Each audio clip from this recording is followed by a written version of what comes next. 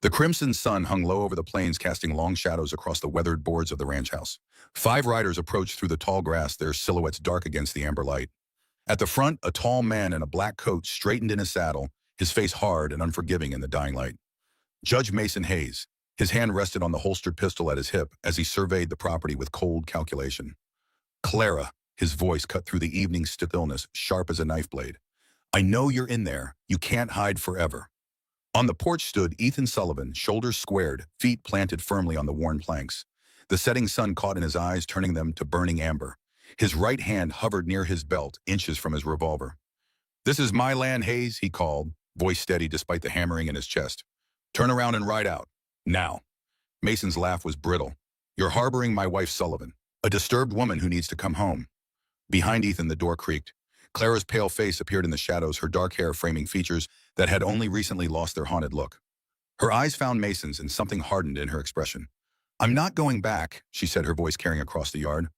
Not ever. Mason's smile vanished. His hand moved to his gun with practiced speed. Then I'll just have to. The crack of a gunshot split the air, 2 months earlier. Ethan Sullivan rode the narrow trail toward home dust, kicking up with each step of his gelding. The late afternoon heat pressed down on the plains, wrapping around him like a heavy blanket. Sweat trickled down his neck, but he barely noticed it. His mind was on the fence post that needed replacing before the next rain and the feed that wouldn't last the month if he didn't make a trip to town soon. The endless cycle of ranch work was both his burden and his salvation. It left little time for memories, little space for the ghost that still walked the floorboards of his cabin at night. Sarah. 5 years gone, and sometimes it felt like yesterday. Her face came to him unbidden, pale against the pillow, her breathing shallow, her hand light as a bird in his calloused palm. Get the doctor, she had whispered. But the doctor was 2 days right away, and the fever took her before morning. After that, Ethan learned to live with silence, learned to move through his days one breath at a time, measuring life in repairs and provisions. The gelding's ears pricked forward, breaking Ethan's reverie. The horse slowed without command, and Ethan's gaze sharpened, scanning the trail ahead. There, by the old mile marker post, a shadow where no shadow should be. A figure leaned against the bleached wood, half hidden by the tall sage that pressed in around it. At first, he thought it might be a traveler resting, but as he drew nearer, he saw the strange stiffness in the slumped frame. A woman, her hands clutched her middle as if holding herself together.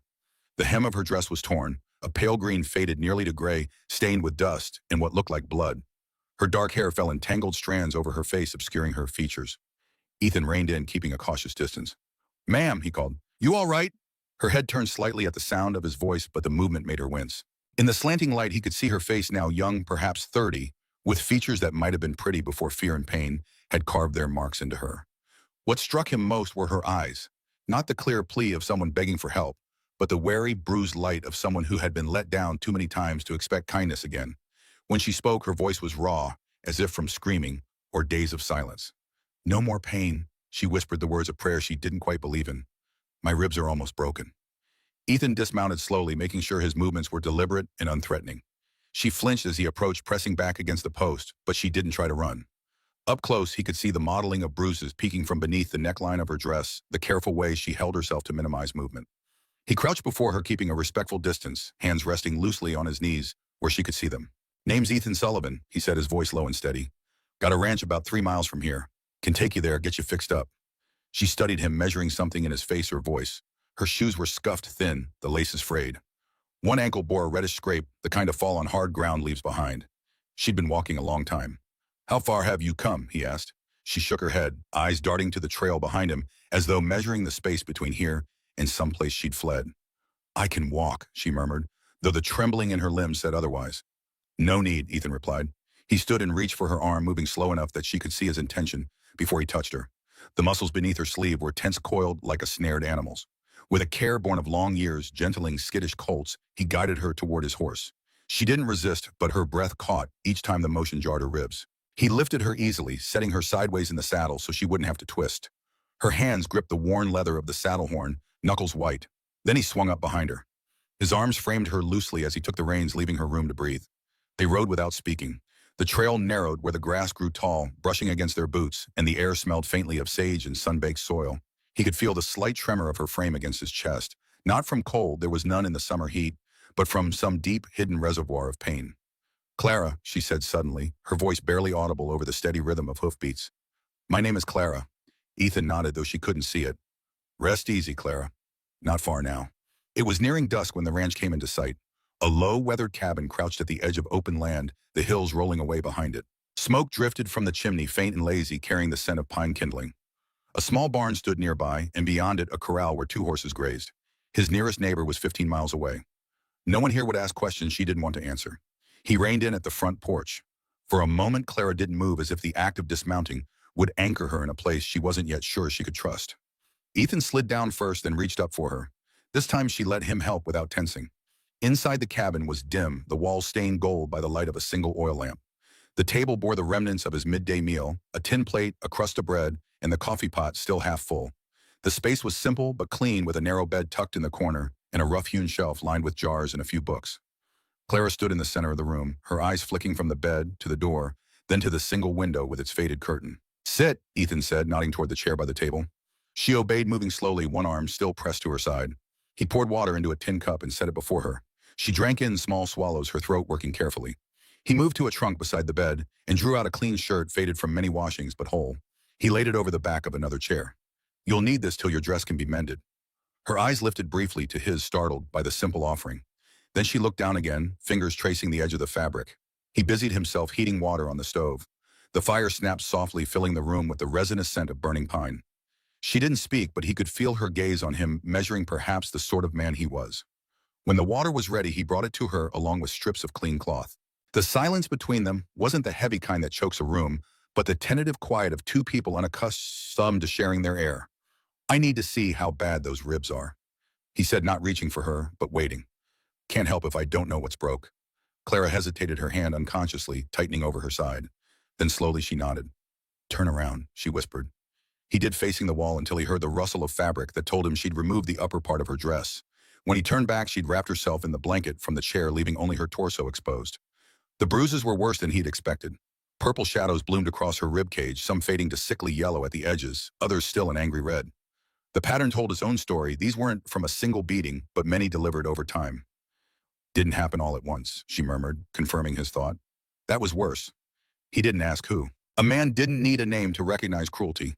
He simply wound the cloth around her ribs, steady and sure, binding the hurt until she could breathe easier. Later, as the last rim of sunlight faded from the windows, Ethan stepped outside. The sky had gone the deep, rich blue of early night, a single star trembling above the western ridge. Behind him, the faint creak of the chair told him Clara had moved to the table, perhaps to eat the bread and stew he'd left beside her cup. He stood on the porch a while, listening to the whisper of grass in the wind and thinking of how some things arrive in a man's life without warning, like storms that rise from a clear horizon, or strangers who carry their pain in silence.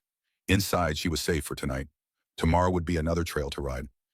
The first light of morning spilled pale over the cabin walls, stretching long shadows across the rough plank floor. Ethan moved quietly, not wanting to wake Clara, who had finally fallen into exhausted sleep on the narrow bed.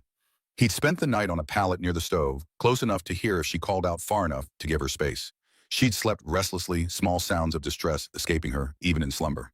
Once she'd called out a name by young Emma, her voice tight with fear, but she hadn't woken and Ethan hadn't disturbed her. He stepped out to the porch, the air still cool enough to taste the night in it. Dew clung to the grass, catching the first golden rays.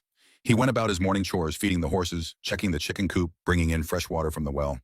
By the time he returned with a pail of milk from his single cow, the sun had climbed higher, burning away the morning chill. Inside, Clara was at the table. The clean shirt he'd given her hung loose over her frame, the sleeves rolled to her elbows. Her hair was gathered in a hasty knot, dark strands falling across her cheek. She had taken it upon herself to slice the loaf of bread, though each movement was slow, as if her body weighed more than it should. "You shouldn't strain," he said, setting the pail down. "I'm fine," she answered, but the words came out tight, pulled through clenched teeth. She kept her eyes on the bread, but her hands were steady despite the pain. He poured her a mug of coffee, the steam curling between them. She accepted it with both hands, inhaling, as though the warmth itself could stitch her together. No questions passed his lips. Not yet. Out here, people had a right to their silences.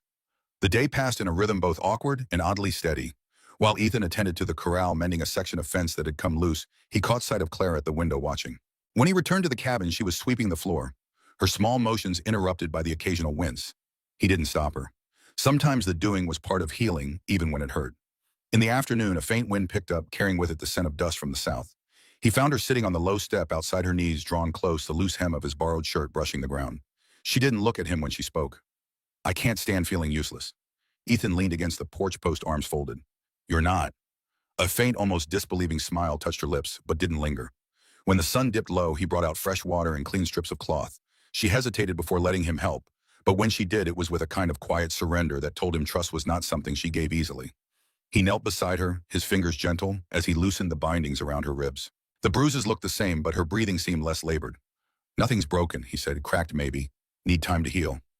She nodded, eyes fixed on some distant point beyond the hills. "Time," she repeated, as if the word held a weight he couldn't measure. That night, she ate more than before. Half a plate of beans and cornbread, though she pushed the last bite away. After the dishes were cleared, she lingered at the table while he mended a bridle strap by lamplight. The ticking of the old clock filled the spaces between their breaths. Somewhere in the middle of the night, Ethan woke to the sound of movement. He rose from his pallet, instantly alert. Clara stood by the door, her hand resting against the frame. The moonlight caught the side of her face, pale and still. "You all right?" he asked. She didn't turn. "Just needed to know the door's not locked." "It never is," he said. For a long moment she stayed there, the night air touching her hair, before she stepped back inside. Not returning to the bed, but settling in the chair by the window, as if keeping watch for something only she could see. Ethan didn't press her to return to sleep. Instead, he stoked the fire, adding a log to ward off the night's chill. Then he sat across from her, the silence between them now oddly companionable. "My wife," he said finally, not looking at her, but at his hands rough with calluses and small scars. "Sarah. She took sick 5 years back. Fever came on quick. By the time I knew how bad it was, she was—" He trailed off, the old guilt rising like bile in his throat. Clara's voice came soft in the darkness. "You couldn't have known. Should have seen it sooner. Got her to the doctor." His jaw tightened. "She trusted me to take care of her." Clara was quiet for a long moment. "Some things can't be stopped," she said finally. "No matter how much you try." He looked up, then meeting her eyes across the shadowed room. Something passed between them, a recognition perhaps of pain, understood. The rest of the night passed in silence, but it was the kind that heals rather than hurts. The days that followed carried their own rhythm. Clara began to move about the cabin with a little more ease, though her breath still shortened with sudden movement. Ethan repaired the corral fence, cut firewood, and tended to the animals. More than once she brought him a dipper of water without being asked. He noticed she'd started humming under her breath while sweeping a low, haunting melody that stopped whenever she realized he was near. Little by little, color returned to her cheeks, and the guarded look in her eyes eased, if only slightly. One evening, as Ethan was sorting tools in the shed, he heard the crunch of approaching hoofbeats. Setting down his hammer, he stepped outside, shading his eyes against the setting sun. A lone rider approached, the black coat and wide-brimmed hat, marking him as Reverend Roberts from the town church. Ethan felt a flicker of unease. The minister rarely came this far out unless there was trouble. As he walked to meet the visitor, he glanced toward the cabin. Clara stood in the doorway, her body gone rigid, one hand gripping the frame so tightly her knuckles showed white. "Evening, Reverend," Ethan called, positioning himself between the rider and the cabin. Reverend Roberts dismounted, his tall frame unfolding stiffly from the saddle. He was a man in his 50s, with a stern face and eyes that seemed to miss nothing. "Sullivan," he nodded. "Been a while since you've been to services." "Been busy," Ethan replied, not bothering to explain that he'd stopped finding comfort in the church after Sarah died. The Reverend's gaze drifted past him to the cabin where Clara had retreated inside, visible only as a shadow through the window. "Heard you had company," Roberts said, his tone carefully neutral. "Thought I'd pay a visit." Ethan's jaw tightened. News travels fast for 15 miles of empty country. "Jacob Miller passed by yesterday. Said he saw a woman hanging laundry." The Reverend's eyes narrowed slightly. "There's talk from Oak Ridge about a woman who ran from Judge Mason Hayes, his wife." Ethan kept his expression blank, though something cold settled in his stomach. Judge Hayes was known throughout the territory, wealthy, influential, with a reputation for harsh sentences and an iron grip on the county affairs. "Don't know anything about that," Ethan said. "But a man's business is his own out here, Reverend." Robert studied him for a long moment. "The Lord sees all our business, Sullivan." He glanced again at the cabin. "If you're harboring a runaway wife, that's between you and God, and the law." "The law," Ethan repeated, the word bitter on his tongue. "Appreciate the concern, Reverend, but I can find my own way to God." Robert sighed, a sound of genuine regret. "Just be careful, son. Judge Hayes isn't a man to cross lightly." He remounted his horse. "Tell the woman she's welcome at Sunday services if she's of a mind to come." Ethan watched him ride away, dust rising in the Reverend's wake. Only when the rider had disappeared over the rise did he turn back to the cabin. Clara stood in the center of the room, her face drained of the color that had only recently returned. She looked as she had when he'd found her, hunted, afraid. "He knows," she whispered. "They all know." Ethan closed the door behind him. "Knows what, Clara?" She sank into the chair, her hands trembling slightly. "That I'm here. That I ran." She looked up at him, her eyes wide. "Mason is a judge in Oak Ridge County. The judge. No one stands against him." Ethan pulled up the other chair, sitting across from her. "Tell me." For a moment he thought she wouldn't. Then the words came halting at first, then in a rush, as if a dam had broken inside her. I married him 3 years ago. My sister Emma was sick, needed medicine we couldn't afford. Mason, he seemed kind at first, respected. He offered to help. She twisted her hands in her lap. After the wedding, he changed. Small things at first, criticism, controlling where I went, who I saw. Then the anger came. A plate not clean enough. Dinner too cold. Her voice dropped. The first time he hit me, he cried afterward. Said he was sorry it would never happen again. Ethan had heard such stories before. The pattern was always the same. But it did, he said quietly. Clara nodded. It got worse. He was careful, though. Never where it would show. Her hand went unconsciously to her side. Until recently. What changed? She hesitated, fear flickering across her face. I saw something I shouldn't have. A man, Adam Weber. He owned the land next to Mason's. They argued over water rights for years. Her breath hitched. 3 weeks ago, I heard shouting from the barn. I went to see. Mason had Adam on his knees. He was hitting him with the handle of his riding crop. When Adam fell, Mason kept going. There was so much blood. Ethan felt the weight of her words settle in his chest. He killed him. Yes, Claire whispered. He saw me watching. That night was the worst. He said if I ever told anyone, he'd say I was disturbed. Delusional. A bitter smile crossed her lips. The wife of Judge Hayes, prone to hysterical fantasies. Who would believe me against him? So you ran. I had to. He said he'd have me committed if I spoke out. Said he'd make sure I never saw daylight again. She looked up, meeting Ethan's gaze directly. I'm not crazy. I know what I saw. I believe you, Ethan said, the words simple but firm. Tears filled her eyes, though she blinked them back. You're the first, she said. Even Emma. She was afraid to help. Everyone's afraid of him. Ethan thought of the Reverend's warning. If Judge Hayes was hunting for Clara, it wouldn't be long before he tracked her to the ranch. And if he'd killed once to protect his interests, he wouldn't hesitate to do so again. We'll figure something out, he said, though he wasn't sure what that might be. Out here, law was often what powerful men declared it to be. Clara wiped her eyes with the back of her hand. I've put you in danger by staying. Been in danger before, Ethan replied with a shrug. Besides, you're healing. Can't send you off with those ribs still mending. She studied him, a question in her eyes. Why help me? You don't know me. Ethan considered the question, his gaze drifting to the small daguerreotype on the shelf, Sarah in her Sunday dress, smiling at a photographer long dead. Because I couldn't help her, he said finally. Maybe I can help you. That night, Clara slept soundly for the first time since her arrival. Ethan sat on the porch until dawn, his rifle across his knees, watching the road. A week passed, then another. Clara's strength returned gradually, and with it a quiet determination that Ethan found himself admiring. She took on more tasks around the cabin, cooking, mending, even helping with the chickens. The bruises on her ribs faded from angry purple to sickly yellow, though she still moved carefully when reaching or bending. They settled into a routine that felt against all odds almost natural. In the evenings, they would sit on the porch watching the sunset paint the hills gold, then red, then deep blue. Sometimes they talked of small things, mostly safe topics that didn't press on old wounds. Sometimes they sat in companionable silence, each lost in their own thoughts. Ethan found himself watching her when she wasn't looking, the way she tucked her hair behind her ear, the slight furrow between her brows when she concentrated on a task, the rare smile that transformed her face when something pleased her. It had been a long time since he'd noticed such things about anyone. One morning, he found her kneeling by the base of the porch steps, digging in the hard-packed earth with a small hand trowel. What are you doing? He asked, pausing on his way to the barn. She glanced up, shielding her eyes against the morning sun. Planting flowers. Found some seeds in an old jar on your shelf. He remembered the jar Sarah's wildflower seeds collected the spring before she died. He'd never had the heart to plant them or to throw them away. Ground's pretty hard here, he said. Clara patted the soil she'd already turned. Anywhere flowers can grow, it's not a wasteland. She looked up at him, a challenge in her eyes. This place could use some color. He didn't argue, just nodded and continued on to his chores. But throughout the day, he found his gaze returning to the strip of freshly turned earth beside the steps and to the woman who knelt there coaxing life from the reluctant soil. That evening, as they finished their supper, Clara set down her fork with sudden decision. I want to go to town with you, she said.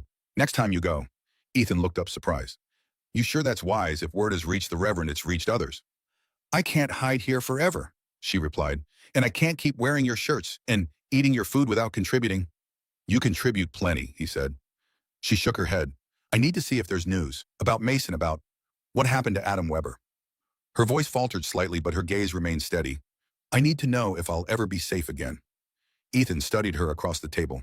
There was something different in her posture now, a straightness to her spine that hadn't been there when he'd found her by the mile marker. She was right, of course. They couldn't live in suspension forever, waiting for danger to find them or pass them by. All right, he said finally. We'll go tomorrow. Town's small, 20 buildings if that, but they've got a general store, a telegraph office. And a church, she added softly. He nodded. And a church. They set out at dawn, Clara riding the mare Hannah while Ethan drove the wagon. She wore her green dress mended now with neat stitches, her hair braided and pinned up under a faded bonnet they'd found in the trunk. The morning was cool, the sky a clear, endless blue above the rolling plains. Clara rode silently beside the wagon, her back straight, her eyes constantly scanning the horizon. Not looking for beauty, Ethan realized, but escape routes. The road stretched long and empty before them, rutted from spring rains and summer freight wagons. Town's called Mill Creek, Ethan said, breaking the silence. Named for a mill that dried up 20 years ago. Folks mostly ranch or farm, some mining in the hills. Clara nodded, though her attention seemed elsewhere. How many people? 100 maybe. More when the cattle drives come through. And they all know each other. It wasn't a question, but Ethan answered anyway. Most do. It's that kind of place. She drew a deep breath, straightening her shoulders. Then they'll all know about me by sundown. Likely, he admitted, but not all of them will care. By mid-morning, the town appeared on the horizon, a small cluster of buildings rising from the plains like islands in a sea of grass. As they drew nearer, Ethan could see the church steeple, the wide porch of the general store, the hitching post where a few horses dozed in the growing heat. He felt Clara tense beside him as they entered the town proper. The streets were narrow and uneven, the storefronts casting short shadows across the boardwalks. A few heads turned as the wagon rolled past, quick glances that lingered too long. Ethan pulled up outside the general store.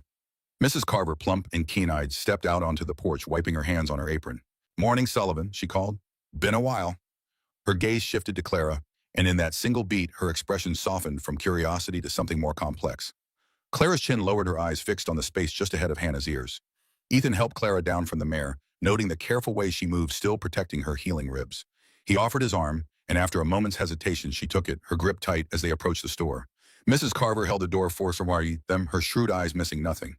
You must be helping him keep that place in order, she said to Clara, her tone friendly but careful. Clara managed a polite nod but said nothing. Inside, the smell of flour, dried herbs, and leather filled the air. Clara moved between shelves, slowly touching nothing, as if afraid her presence might disturb the order of the place. Ethan approached the counter where Mrs. Carver had returned to her post. Need coffee, he said. Salt, too. And flour if you've got it fresh. As Mrs. Carver gathered his order, the bell above the door jingled. Two women entered their conversation, cutting off abruptly when they spotted Clara examining a bolt of calico. They stepped aside but kept their eyes on her, whispering behind gloved hands. The words weren't loud enough to carry, but the tone was sharp, the kind that could slice through even the thickest skin. Ethan's jaw tightened. He gathered his supplies paid, and with a tilt of his head toward the door, guided Clara out. She followed without hesitation, her shoulders squared, but not stiff. On the boardwalk, the warm wind caught her skirt, lifting it slightly. She adjusted her bonnet, her movements precise, controlled. As they turned toward the wagon, Ethan noticed a lanky figure leaning against a post nearby, Thomas Wells, the blacksmith's apprentice. A young man of perhaps 20, with ash-blonde hair and a scar that ran from his left temple to his jaw. Thomas straightened as they approached, nodding to Ethan, but keeping his gaze on Clara. Ma'am, he said, touching the brim of his hat. You all right? The directness of the question seemed to startle Clara. She gave him the faintest of smiles. I am now. Thomas's eyes flickered to the fading bruise just visible at Clara's temple, then back to her face. Something like understanding passed between them before he stepped aside to let them pass. Ethan helped Clara into the wagon, then climbed up to the driver's seat. As they rolled away, he noticed her glancing back once, not at Thomas, but at the store. There was no longing in her gaze, only the measured watchfulness of someone noting a place that could hold either shelter or trouble, depending on the day. They had nearly reached the edge of town when a voice called out, halting them. Mr. Sullivan, a moment, please. Ethan reined in, turning to see Mrs. Carver hurrying toward them, a small package in her hands. She approached Clara's side of the wagon, her expression grave. I knew I recognized you, she said, her voice low enough that only Clara and Ethan could hear. You're Emma Fleming's sister. Clara went very still. You knew Emma. Mrs. Carver nodded. She came through here last year on her way west. Stayed a week working at the hotel to earn her passage. She glanced around, making sure no one was within earshot. She told me about her sister married to Judge Hayes, about the bruises she saw when she visited. Clara's hand gripped the edge of the wagon seat. Is she all right? A shadow crossed Mrs. Carver's face. I'm sorry, dear. Word came back she took her own life in Carson City, 2 months after she left here. The color drained from Clara's face. No, she whispered. She wouldn't. Mrs. Carver pressed the small package into Clara's hands. She left this with me. Said if her sister ever came looking, I should give it to her. Clara stared at the brown paper parcel, her fingers trembling. Thank you, she managed. Mrs. Carver glanced up at Ethan, her expression grave. There's talk from Oak Ridge. The judge is looking for his wife, offering a reward. She lowered her voice further. They found Adam Weber's body in a shallow grave on the judge's property. The official word is that Weber killed himself after losing a water rights dispute, but she shook her head. Not everyone believes it. Ethan felt a chill despite the summer heat. Appreciate the warning. Mrs. Carver patted Clara's hand. Not everyone here will turn against you, dear. Some of us know what that man is. She stepped back from the wagon. Be careful, both of you. As they rode away from town, Clara clutched the package to her chest, her face pale, her eyes distant. The road home stretched before them, empty and sun-baked. She wouldn't, Clara said again, the words barely audible. Emma was stronger than that. Ethan didn't respond. He'd seen grief drive people to desperate acts before. But there was something in Mrs. Carver's warning that troubled him more. If Judge Hayes had claimed Weber's death was suicide, what story would he invent to explain Clara's disappearance? If he found her, the sun was high overhead, beating down with merciless intensity. Clara's hands worked at the string around the package, finally loosening it to reveal a small, leather-bound journal and a folded letter. With trembling fingers, she opened the letter first, her eyes moving rapidly over the page. Ethan kept his gaze on the road, giving her privacy, but he could feel the tension radiating from her as she read.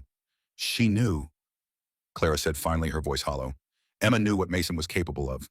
She tried to get me to leave with her last year, but I was too afraid. She folded the letter carefully, tucking it between the pages of the journal. She wasn't the type to take her own life. Never. You think Hayes had something to do with it? Clara's eyes met his, a cold certainty in them. I know he did, just like Adam Weber. She looked down at the journal in her lap. Emma wrote everything down. Dates, incidents, things I told her about Mason. She was gathering evidence. Ethan considered this, measuring the weight of what it meant. That's why she left it with Mrs. Carver. Insurance by you. Clara nodded. And now it's the only proof I have that I'm not crazy, that what I saw was real. The road home was quiet until she spoke again. Thank you for bringing me to town. For what? For not letting them press, for standing beside me. He didn't answer right away. The sound of the wagon wheels on hard earth filled the pause. Not my way, he said finally. She nodded the corners of her mouth, hinting at something almost like relief. By the time the cabin came into view, the sun had begun its slow descent, gilding the grass in a warm glow. They carried the supplies inside, placing them neatly in the pantry. The silence between them had changed less. The guarded quiet of strangers, more the companionable pause of people who shared the same space without needing to fill it. Later, while Ethan split kindling near the shed, he saw Clara in the yard hanging laundry. The wind lifted the damp fabric, pressing it briefly to her body before letting it fall away. She hummed under her breath, a tune too low for him to place. It was the first time he'd heard her voice shaped to music without fear. As he worked, his eyes kept drifting back to her. There was a steadiness in the way she moved, a carefulness that wasn't hesitation but intent. She was learning the rhythm of the place, stitching herself into it, one small act at a time. That evening, after the dishes were washed, she stood by the window watching the last streaks of sunlight fade behind the hills. I left because no one would believe me, she said quietly, almost as if to herself. Even when I couldn't breathe right, even when I couldn't lie on one side without pain. Ethan didn't push for details. A man didn't need to know the whole of a story to stand beside the teller. When she turned from the window, her eyes met his, and for a fleeting second, he saw something unguarded there. Something that made him think of the way a skittish mare will lean just slightly into a hand it trusts. They stepped out to the porch together. The air was cooler now, carrying the faint chirp of crickets from the tall grass. Overhead, the first stars trembled into sight. She leaned against the railing, her fingers brushing the wood as if grounding herself. Do you think it's possible, she asked, to feel safe in a place that isn't yours? He considered the question, his gaze on the dark horizon. Safe's not about the land under you. It's about who will stand between you and trouble when it comes. She let that settle between them, her eyes drifting westward, where the last light still clung stubbornly to the sky. For the first time since he'd found her by that milepost, her shoulder seemed to lower, as if the weight she carried had shifted. Not gone, but eased. The wind picked up slightly, rustling through the grass with a sound like distant voices. Somewhere out there, trouble might still be waiting. But tonight, the air felt still enough to breathe. She stayed beside him a while longer, both of them watching the dark come down, as though the horizon itself might tell them what was next. Neither spoke again, but in the silence something new took root between them, fragile as the seedlings Clara had planted that morning, but just as determined to grow. The day began with a kind of stillness that carried weight, the air pressing close, the sun sharp even in the early hour. Ethan was in the yard mending a hinge on the barn door when the sound of hooves reached him. Steady, deliberate, the rhythm of a rider who knew exactly where he was going. He straightened one hand, resting lightly on the hammer, and turned toward the road. A lone figure approached, dust lifting in faint swirls around the horse's legs. As the rider drew near, the shape of him, sharp and tall, broad-shouldered, wearing a dark coat despite the heat. His face held the kind of confidence that came from ownership, not of land, but of people. Ethan felt Clara before he saw her. She'd stepped out onto the porch, the faint scrape of her bare feet on the boards carrying to his ears. Her presence behind him was like a charge in the air before lightning strikes. The man reined in at the gate. His eyes slid past Ethan to find her. And when they did, his mouth curved into something that wasn't quite a smile. "Thought you'd gotten far enough to disappear, Bella," he said, his voice smooth as river stones, cold as winter rain. Clara's breath hitched at the name, her hands curling into the fabric of her skirt. Ethan moved to the gate, resting one hand on it as though it were nothing more than habit. But his presence between them was deliberate, a barrier between the predator and its intended prey. "You've come a long way to talk to someone who doesn't want to see you," he said, keeping his tone even. The man Judge Mason Hayes, it had to be, leaned forward slightly in the saddle. "That's where you were wrong." His gaze shifted back to Clara, a proprietary gleam in his eyes. "She belongs to me." Clara's voice came then, low but steady, each word carrying the echo of nights she'd held inside too much pain. "Belonging to you meant being bruised where no one could see. Being told to keep quiet when I could barely breathe." A faint tremor passed through her, but she didn't look away from him. "It meant wondering if I'd wake up the next morning." Hayes' smirk faltered just slightly, though his eyes hardened. "You've got quite an imagination, my dear. Always have." He turned to Ethan, his tone reasonable, concerned. "My wife isn't well, Mr. Sullivan," Ethan supplied, not offering his hand. "Mr. Sullivan." Hayes nodded. "Clara suffers from delusions, has for years. The doctor in Oak Ridge has been treating her, but she ran off during a difficult period in her treatment."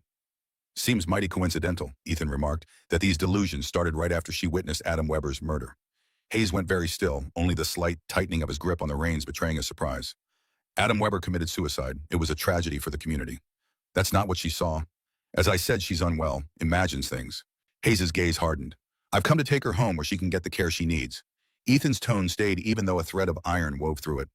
"Seems to me she's getting all the care she needs right here." The silence that followed stretched taut the air between them, tight as a drawn wire. Hayes' gaze shifted from Ethan to Clara and back again, measuring the ground he'd have to cross to reach her. Something in his calculation changed. Without another word, he tugged the reins, turning his horse with a flick, but before he rode away, he fixed Clara with a cold stare. "This isn't over," he said softly. "I'll be back with the law on my side, and then we'll see who they believe, a respected judge or a hysterical woman." The horse's hooves struck hard against the dry earth as they rode away, the sound carrying until it was swallowed by distance. Clara stood motionless on the porch, her chest rising and falling in uneven rhythm. Ethan approached slowly, giving her the space to move if she wanted. She didn't. "He's not coming back today," Ethan said. Her eyes flickered as if testing the truth of that before she let out a long, uneven breath. "I thought if I left I could be invisible." "Not out here," he replied, "but you can be safe." They went inside. She sank into the chair by the table, her hands curling around the edge, as though holding herself steady. Ethan poured her a cup of water, setting it within reach, but not pushing it toward her. She took it after a moment, sipping slowly. "He'll come back with the sheriff," she said. "Or men he's paid. Mason doesn't give up what he considers his." Ethan thought of the cold calculation in Hayes' eyes, the smooth way he'd tried to paint Clara as unstable. A man like that was dangerous not just because of his physical strength, but because of his ability to twist truth until it broke. "What's in your sister's journal?" he asked. Enough to counter his claims. Clara reached for the leather-bound book, which she'd kept close since their return from town. Emma was thorough, dates, descriptions of injuries. Her fingers traced the cover. She even had the doctor in Carson City document some of the worst bruises when I visited her once. "The doctor's name and statement are in here." "That's something," Ethan said. "But we need more. People who'll stand with you against him." "Mrs. Carver might," Clara said hesitantly. "And perhaps that young man at the smithy. Thomas, he seemed understanding." Ethan nodded. "Thomas Wells. He'd help, I think. His father died in a mining accident when he was young. His mother remarried to a man with a heavy hand. Story goes when Thomas was 16, the stepfather came at his mother with a belt. Thomas stepped between them and took the blow across his face. He gestured to his own temple, indicating the scar. After that, the stepfather left town. Never came back." Clara's eyes widened slightly. He would understand then. He would, but two allies might not be enough against a judge. They sat in silence for a while, the weight of what they faced settling between them. Ethan thought of his rifle propped by the door. He was a good shot, but violence would only give Hayes the excuse he needed to bring the full force of the law down on them. "We could leave," Clara suggested suddenly. "Go west like Emma tried to do." Ethan considered it. The thought of abandoning the ranch, the place he'd built with Sarah, sent a pang through him. But a home was just land and lumber if you weren't safe in it. "If that's what you want," he said finally, "we could be packed and gone by morning." Clara looked up, surprise in her eyes. "I'm not sending you off alone." She studied him, a question in her gaze that she didn't voice. Instead, she shook her head slowly. "No, running didn't save Emma. And it won't stop Mason from doing to someone else what he did to me." She straightened, a resolve hardening in her expression. "I won't spend my life looking over my shoulder. I won't let him make me invisible." Ethan felt something stir in his chest, admiration, respect, and something warmer he wasn't ready to name. Then we stay and fight. The rest of the day passed in a quiet that was heavier than usual. Ethan worked near the cabin repairing the chicken coop, but his mind stayed fixed on the possibility of Hayes's return. Each creak of the windmill, each groan of the wood under the sun, made his eyes lift to scan the road. As the sun began its slow descent, Clara stepped outside. She'd changed into the shirt he'd given her days ago, the sleeves rolled high. In one hand, she carried a small bundle of wildflowers she must have gathered from the far edge of the yard. Without a word, she placed them in a chipped mug on the porch railing. The simple beauty of the gesture caught him off guard, a defiance of sorts claiming this space as somewhere life could flourish. He joined her there, leaning on the post. The horizon glowed faintly gold, the light settling over the land like a promise that might or might not hold. "You didn't flinch when he tried to speak over you," Ethan said. She gave a faint, almost tired smile. "I've done enough hiding." They stood together in the lengthening shadows, the air cooling just enough to carry the smell of earth. Somewhere in the distance, a coyote's cry rose and fell thin and lonely. When the first stars showed, she turned to him. "If he comes back," she began, "then he'll have to get past me again." Ethan cut in gently. Her gaze lingered on his face for a long moment, as though trying to read what kind of man made promises without flourish, but with the weight of certainty. Then she nodded, the smallest motion yet final in its way. The night deepened around them, and though the road lay empty, the sense of something unresolved hung between the dark hills and the quiet cabin. Neither spoke of it, but both knew the story had not yet finished writing itself. The days after Judge Hayes's visit drifted by without sign of his return, yet the air held a quiet watchfulness that neither Ethan nor Clara spoke of aloud. It was like a low hum in the background of their days, something felt more than heard, a tension that never quite dissipated. Ethan kept to his work, mending the sagging fence lines, tending the stock, checking the troughs. But his eyes often wandered to the long road stretching from the horizon, watching for dust clouds that might signal riders approaching. He took to carrying his revolver on his hip, a weight he hadn't felt necessary in years of solitary living. Clara moved through the cabin with a deliberate steadiness, her steps unhurried, her tasks measured. The bruises on her skin had faded completely now, but the ones in her memory lingered slow to loosen their grip. Each morning she tended the wildflower seeds she'd planted, watering them carefully in the cool dawn light before the sun could bake the moisture away. "They'll bloom by autumn," she said one morning as Ethan passed by with a load of firewood. "If we're still here to see them." He paused, noting the uncertainty in her voice. "Planning on going somewhere?" She didn't look up from the soil she was turning. "Just being realistic. Mason won't give up easily."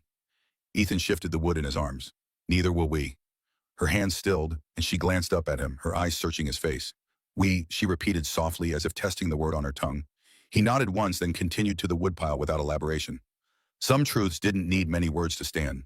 As summer deepened, the sun baked the land in its relentless hold.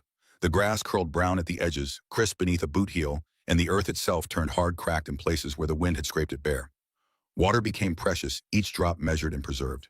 They collected rainwater from the brief, violent storms that occasionally swept across the plains, storing it in barrels for the garden and animals. One evening, Ethan returned from the far pasture to find Clara sitting on the porch step, Emma's journal open in her lap. Her finger traced the lines of her sister's handwriting, her expression distant. "She knew him better than I did," Clara said as Ethan settled beside her, leaving a respectful distance between them. "Even before we married, she saw what I couldn't." Ethan remained silent, giving her space to continue if she wished. "She writes here about his temper, how he'd snap at servants, how his smile never reached his eyes." Clara turned a page. "She begged me not to marry him, said no amount of medicine or security was worth binding myself to such a man." A bitter smile touched her lips. "I thought she was jealous, that she couldn't stand seeing me rise in society while she struggled." "You were trying to save her," Ethan said, "and I lost her anyway." Clara closed the journal, pressing it to her chest as if it could somehow bring her closer to her sister. "Emma was always the strong one. She would have fought back from the beginning." "You fought too," Ethan reminded her. "You got out. You survived." She looked at him, then her eyes reflecting the golden light of the setting sun. "I'm not sure that's the same as being strong." "Isn't it?" he asked quietly.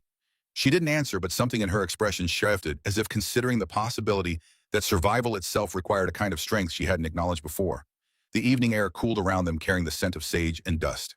In the distance, thunder rumbled, another storm building over the western hills. They sat together until the first fat drops of rain began to fall, drumming against the cabin roof in a steady rhythm. Inside, Ethan lit the lamps while Clara prepared a simple supper. The domesticity of their routine had become comfortable, familiar, in a way that neither had expected. They moved around each other with an ease that spoke of growing trust and awareness of the other's presence that required no words. As they ate, the storm intensified, wind howling around the cabin corners, rain lashing against the windows. Lightning flashed, illuminating the room in stark white before plunging it back into golden lamplight. "I always loved storms," Clara said, her voice soft beneath the thunder. "Even as a child." My father would get angry, said it wasn't proper for a girl to stand in the rain watching the lightning. But Emma would sneak out with me anyway. Her smile held a trace of old joy. We'd stand with our faces tilted up, counting seconds between the flash and the thunder. Ethan could picture it, two young girls with rain-slicked hair, defiant and alive in the midst of nature's fury. It suited the woman before him who had weathered her own storms. Sarah hated them, he found himself saying. Would pull the quilts over her head at the first rumble. The memory came without the usual ache, softened somehow by the sharing. I'd have to check all the animals twice, make sure the barn was secure before she'd settle. Clara's expression gentled. You took care of her. Tried to. The old guilt pressed at the edges of his mind, but less sharply than before. Not enough in the end. You did what you could, Clara said, echoing his words from earlier. You survived. He looked up, meeting her gaze across the table. Something passed between them, a recognition, an understanding deeper than sympathy. She knew what it was to carry a regret, to question whether you could have done more, fought harder, seen clearer. The storm raged on, but within the cabin, a different kind of weather was changing, the slow thaw of two people who had been frozen in their separate griefs, beginning to feel warmth again. 3 days later, they rode into town again. The journey was easier this time, with Clara sitting straighter in the saddle, her eyes no longer darting constantly to check the road behind them. The wildflowers she'd planted had pushed their first green shoots through the soil that morning, and she'd taken it as a sign of sorts, life continuing despite uncertainty. The town was busier than on their previous visit, with wagons lining the main street and clusters of people moving between the stores. Word of a cattle drive passing nearby had brought traders and cowhands to Mill Creek, filling the small hotel and bringing business to the saloon. They tethered their horses outside the general store, where Mrs. Carver greeted them with a warm but cautious smile.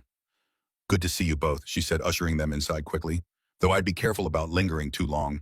The sheriff's been asking questions. Ethan felt Clara tense beside him. About us, Mrs. Carver nodded, keeping her voice low. Judge Hayes sent a deputy from Oak Ridge, carrying papers, legal-looking documents. Said his wife had run off in a state of mental distress, that he had concerns for her safety. Her mouth tightened. Sheriff Daniels isn't a bad sort, but he respects authority, and Hayes has plenty of that. Where's the deputy now? Ethan asked, positioning himself near the window where he could watch the street. Rode back to Oak Ridge yesterday, but he left copies of the papers with the sheriff, including a description of Clara. Mrs. Carver's eyes flicked to Clara's face. You're to be returned to your husband's care, if found. Clara's hand went to Emma's journal, which she carried in a small satchel at her side. Did the deputy mention Adam Weber? Only that the poor man took his own life after losing his land dispute. Mrs. Carver's expression made it clear what she thought of that story. There's more, though. Thomas Wells, you met him last time. He says his mother received a letter from her cousin in Oak Ridge. There's talk that Weber's land is being sold off cheap to cover debts. And guess who's buying? Hayes, Ethan said grimly. The very same. Mrs. Carver busied herself arranging tins on a shelf, maintaining the appearance of normal business in case anyone entered. Thomas wants to speak with you both. Said it's important. He's at the smithy now. Ethan glanced at Clara, who nodded. They gathered the few supplies they needed quickly, then slipped out the back door of the store, avoiding the main street. The smithy lay at the edge of town, the ring of hammer on anvil, guiding them to the low, smoke-blackened building where Thomas worked. They found him alone, his lean frame bent over the forge, sweat glistening on his brow as he hammered a red-hot piece of metal into shape. At their approach, he straightened, setting aside his tools and wiping his hands on a leather apron. You came, he said, relief evident in his voice. Wasn't sure you would. Mrs. Carver said you had something to tell us, Ethan replied. Thomas nodded, his expression turning serious. Not here, though. Too many ears. He gestured toward a door at the back of the smithy. My quarters. We can talk there. The small room behind the smithy was sparse but clean, with a narrow bed, a table with 2 chairs, and a shelf of books that spoke of a mind hungry for more than a blacksmith's trade. Thomas closed the door behind them, then pulled a folded paper from his pocket. This came from my mother yesterday, he said, handing it to Clara. From her cousin who works as a clerk in the Oak Ridge courthouse. Clara unfolded the letter, Ethan reading over her shoulder. The handwriting was cramped, hurried, as if the writer feared being discovered. Martha, I must be brief. The matter we discussed regarding Judge Hayes has taken a disturbing turn. After Weber's death, which few here believe was suicide, Hayes began buying up the adjacent properties. When old man Collins refused to sell his barn, mysteriously caught fire in the night. Collins sold the next day for half what the land was worth. There's more. The doctor who examined Weber's body, Dr. Merritt, raised questions about the nature of the injuries. He found wounds inconsistent with suicide, multiple blows to the head, defensive wounds on the hands. 2 days after filing his report, Dr. Merritt was found dead in his office. The official cause, apoplexy. But those of us who saw him daily know he was in excellent health. Hayes has the sheriff in his pocket, and most of the town council fears him. Those who speak against him tend to suffer accidents or find themselves facing criminal charges. The judge's wife is another matter of concern. He claims she is mentally unstable, prone to fits of hysteria and delusions. But his housekeeper who attends our church has hinted at darker truths. Bruises, screams in the night. The housekeeper herself disappeared last week, leaving her position without notice or collecting her wages.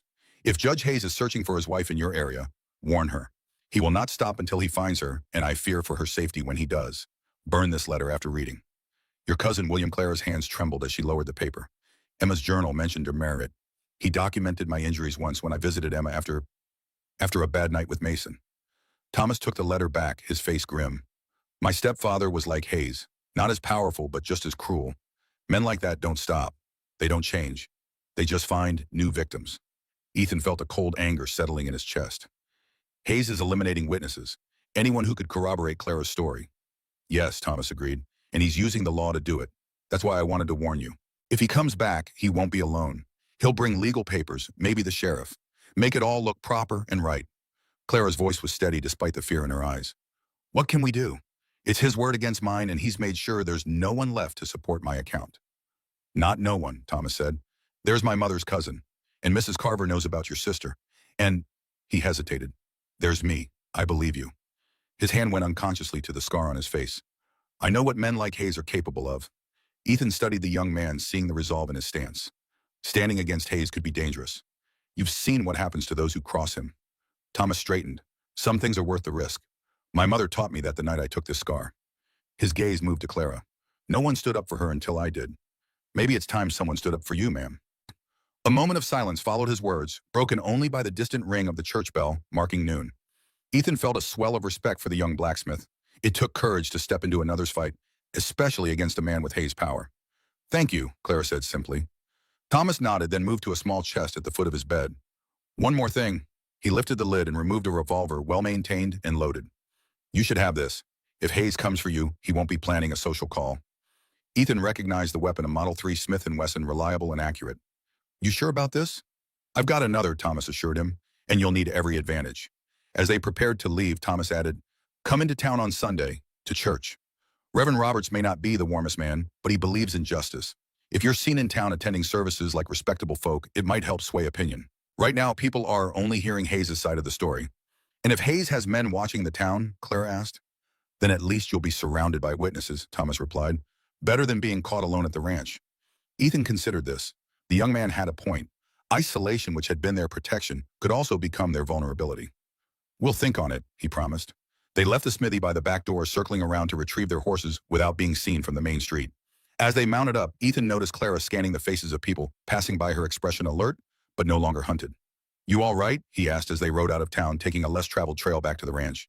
She nodded, her eyes still on the horizon. Better than I expected. It helps to know we're not entirely alone.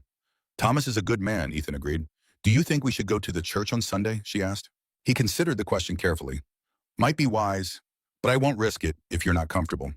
Clara was quiet for a time, the only sound the steady rhythm of hooves on packed earth. I haven't set foot in a church since my wedding day, she said finally. Mason made sure of that. Said my delicate condition made public gatherings too stressful. A bitter smile touched her lips. Just another way to keep me isolated, dependent. Ethan thought of his own absence from the church since Sarah's death. He'd stopped finding comfort in prayers that seemed to go unanswered in a community that offered condolences but couldn't fill the emptiness beside him. Might be time for both of us to return then, he said. She glanced at him, a question in her eyes. Not for God, he clarified, but for the witnesses like Thomas said. And maybe, he hesitated, searching for words, maybe to show that neither of us is hiding anymore. The path widened as they crested a small rise, the landscape opening before them in a sweep of golden grass and distant blue hills. The ranch lay ahead, a small cluster of buildings that from this distance looked almost like a toy set against the vastness of the plains. It's beautiful, Clara said softly, reining in to take in the view. I never really saw it before. I was too afraid to look beyond the next moment, the next step. Ethan stopped beside her, seeing the land through her eyes, not as the daily burden of work and worry it had become for him, but as something wild and free, stretching toward possibility. It is, he agreed, and for the first time in years, he felt a stirring of something like pride in the place he'd built, the life he'd carved from this unforgiving country. They rode the rest of the way in companionable silence, each lost in their own thoughts, but somehow together in them. By the time they reached the ranch, the sun was beginning its slow descent, casting long shadows across the yard. As they unsaddled the horses, Clara's hand brushed against Ethan's, a fleeting touch that might have been accidental, except for the way her fingers lingered for a heartbeat longer than necessary. He looked up, meeting her gaze, and saw in it a warmth that had nothing to do with the summer heat. Neither spoke of it, but as they moved about their evening chores, there was a new awareness between them, a current that hummed just beneath the surface of their practiced routine. That night after supper was cleared away, they sat together on the porch watching as stars pricked the darkening sky one by one. The air was still warm, carrying the scent of dust and dried grass. Somewhere in the distance, a coyote called its lonely cry, echoing across the plains. "I've been thinking," Clara said, breaking the comfortable silence, "about what happens after. If we manage to stop Mason, if somehow the truth comes out." She trailed off her fingers, twisting in the fabric of her skirt. "What then?" Ethan supplied. She nodded. "I have no home to return to. No family left. Even if Mason faces justice, I'll still be alone." Ethan watched her profile in the fading light, the delicate curve of her cheek, the strength in her jawline. In the weeks since he'd found her by the mile marker, something had shifted in how he saw her, no longer a wounded stranger in need of a protection, but a woman of quiet courage who had somehow begun to heal something in him he thought would always remain broken. "You could stay," he said, the words simple but carrying a weight he hadn't intended to reveal so soon. "Here, if you wanted to." She turned to him, her eyes searching his face. "As what?" The question hung between them, demanding an honesty he hadn't allowed himself in years. "As whatever you want to be," he said finally. "This place could use a woman's touch. Has for a long time." He looked out at the darkening yard where the first shoots of her wildflowers were barely visible in the twilight. "And I've grown used to having you here." It wasn't a declaration of love, neither of them was ready for that, but it was an offering, a door left open to possibility. Clara was silent for so long that he began to think he'd spoken too soon, presumed too much. But then her hand found his on the porch railing, her fingers cool against his sun-warmed skin. "I've grown used to being here," she said softly. They didn't speak further on it that night, but something had shifted between them, like the first thaw of winter, giving way to spring, tentative, but full of promise. Sunday dawned clear and hot, the sky a relentless blue, stretching from horizon to horizon. Clara had risen early to prepare washing her hair and mending a tear in her dress that had gone unnoticed until now. Ethan, too, had made an effort trimming his beard and putting on the one good shirt he kept for rare visits to town. "You sure about this?" he asked as they hitched the horses to the wagon. Clara nodded, though her hands betrayed a slight tremor as she secured her bonnet. "I'm sure." The journey to town was quiet, each lost in their own thoughts about what awaited them. The church sat at the far end of Mill Creek's main street, a simple white clapboard building with a slender steeple pointing skyward. A bell hung in the tower, its slow, steady tolling, calling the faithful to worship. Already wagons and horses lined the street, and townspeople in their Sunday best made their way toward the church steps. Some paused at the sight of Ethan and Clara, or approaching their expressions ranging from curiosity to suspicion to outright hostility. Ethan helped Clara down from the wagon, offering his arm as they walked toward the church. He felt her straighten beside him, chin lifting, slightly facing the stairs with a dignity that impressed him. Mrs. Carver stood near the entrance, greeting people as they arrived. Her face brightened at the sight of them. "Clara, Mr. Sullivan," she said warmly. "How lovely to see you both."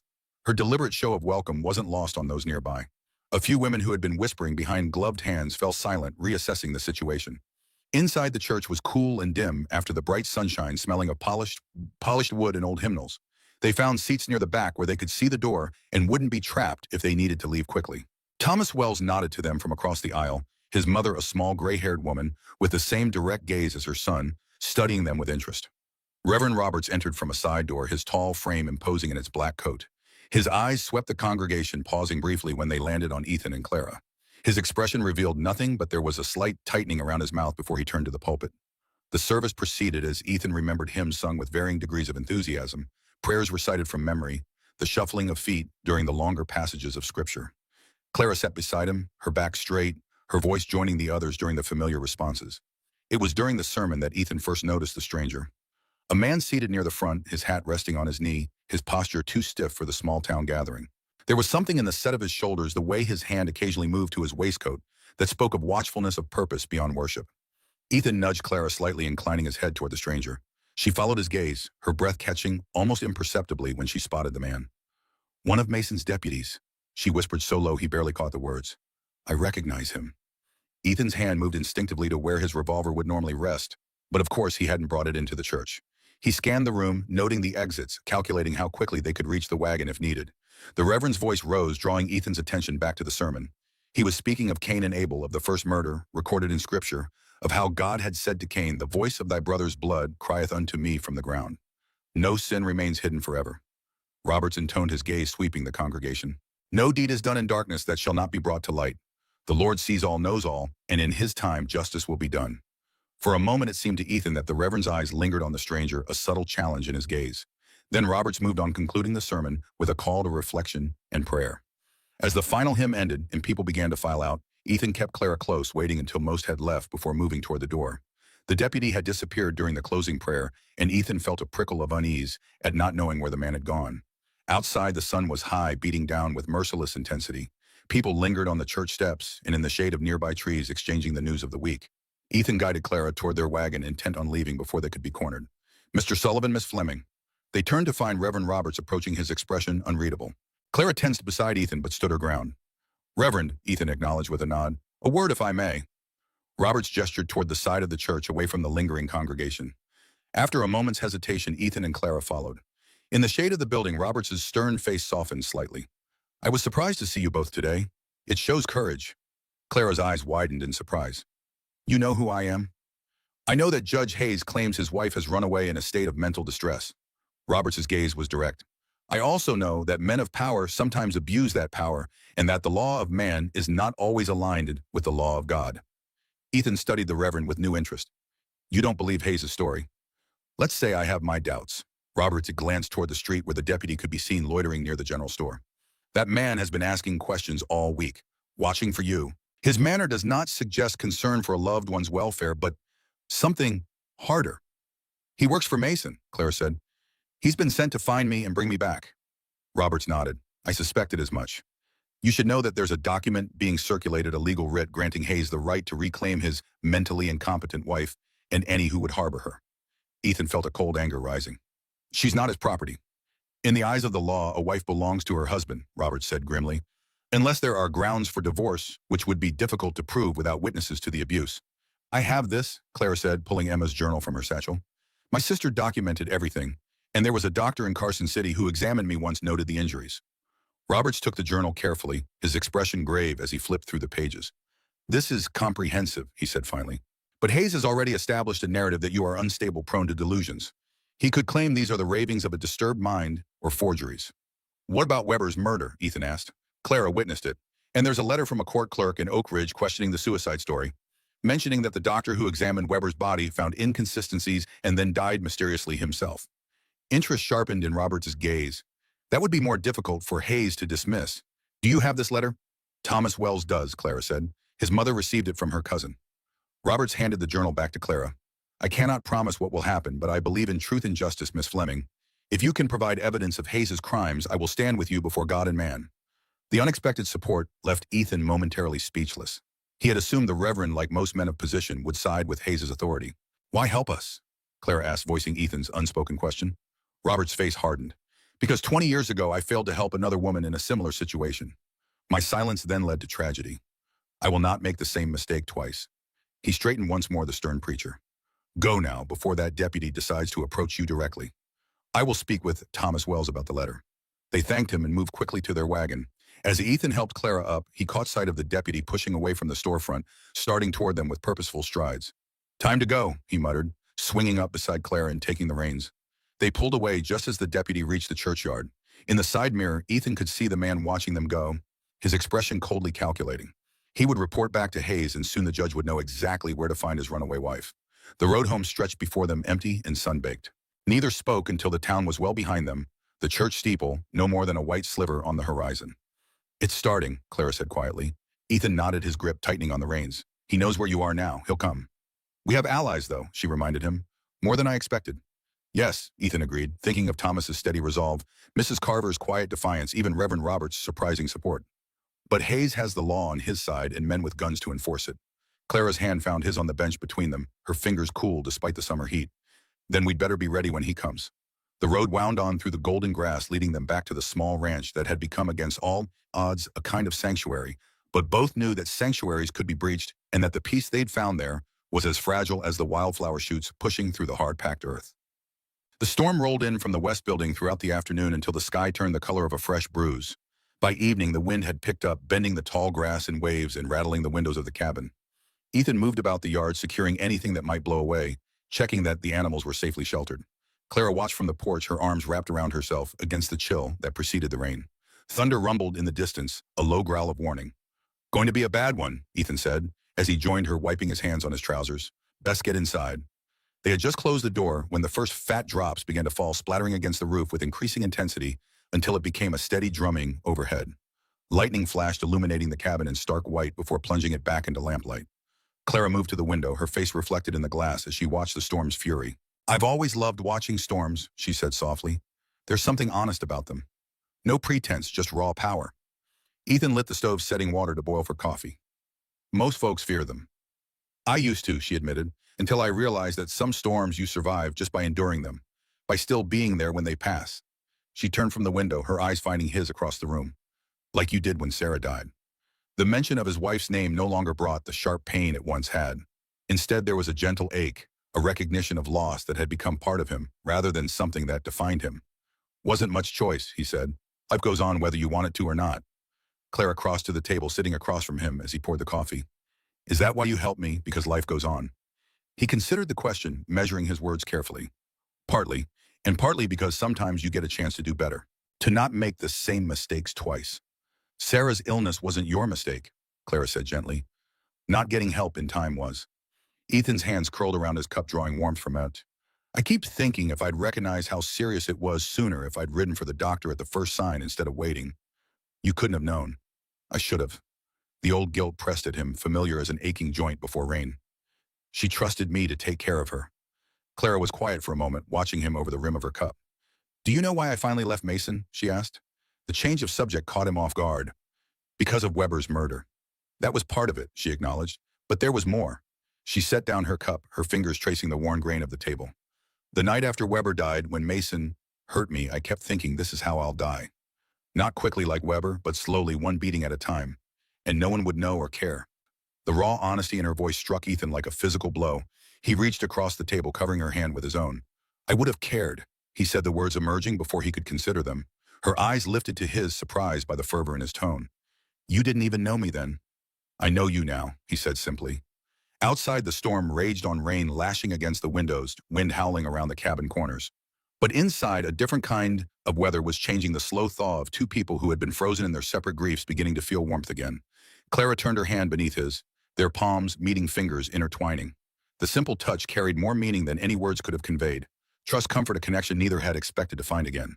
"When this is over," she said softly, "when Mason is gone from our lives, what happens then?" The question hung between them, filled with possibilities neither had dared to voice until now. "That depends," Ethan replied, his voice low and steady, "on what you want." "I want," she hesitated, her gaze dropping to their joined hands. "I want to see those wildflowers bloom. I want mornings without fear and nights without nightmares. I want," her voice faltered, then strengthened, "I want to stay here, with you." The admission hung in the air between them, fragile as a soap bubble, but just as iridescent with promise. "I want that too." Ethan said the words simple, but carrying the weight of certainty. A particularly loud crack of thunder shook the cabin, making the lamps flicker. Clara started at the sound, her hand tightening reflexively around his. "It's all right," he assured her. "Just the storm." She took a deep breath, steadying herself. "I know, it's just, I've spent so long being afraid. Sometimes I forget what's a real threat and what isn't." Ethan understood. Fear, once it took root, had a way of coloring everything, making danger seem omnipresent. He'd felt it after Sarah died, a constant anxiety that disaster was just around the corner, waiting to take what little he had left. "We'll face the real threats together," he promised, "and the rest, they'll fade in time." The certainty in his voice seemed to reassure her. She nodded, a small smile touching her lips. "Together," she repeated, as if testing the word, finding it solid. Outside, the wind began to ease, the rain settling into a steady pattern rather than the violent downpour of earlier. The worst of the storm had passed, leaving behind the clean scent of rain-washed earth and the gentle patter of water dripping from the eaves. They sat together through the evening, talking of small things, comfortable in the warmth of the cabin, while the world outside slowly calmed. When Clara finally rose to retire, she paused beside Ethan's chair, her hand light on his shoulder. "Thank you," she said softly, "for everything." Before he could respond, she leaned down and pressed her lips gently to his cheek, a feather-light touch that was gone almost before he registered it. Then she moved to the bed in the corner, leaving Ethan to bank the fire for the night, his skin still warm where her lips had touched. He made his customary bed on the pallet near the stove, listening as Clara's breathing gradually deepened into sleep. Outside, the last rumbles of thunder faded into the distance, leaving behind a quiet broken only by the steady drip of water from the roof. Ethan lay awake for a long time, thinking of the woman sleeping across the room, of the unlikely path that had brought her to his door, of the future they had begun to imagine together. Whatever came next, Hayes the law. The reckoning that couldn't be avoided, they would face it as Clara had said together. With that thought, he finally drifted into sleep, more peaceful than he had known in years. Dawn broke clear and fresh after the storm. The air washed clean of dust. The world renewed as if baptized by the night's rain. Ethan rose early, moving quietly so as not to wake Clara, and stepped out onto the porch to assess any damage from the storm. The yard was muddy, scattered with small branches torn from the cottonwood that shaded the well. But the building stood intact, and when he checked the animals, all were safe and dry in their shelters. He had just started toward the chicken coop when he noticed the wildflowers Clara had planted. The storm, rather than damaging the delicate shoots, had encouraged them. New green growth pushed through the soil, stretching toward the morning light with fresh vigor. He crouched, examining the tiny leaves, marveling at their resilience. They survived. Clara's voice came from behind him. She stood on the porch in her nightdress and shawl hair, loose around her shoulders, eyes still soft with sleep.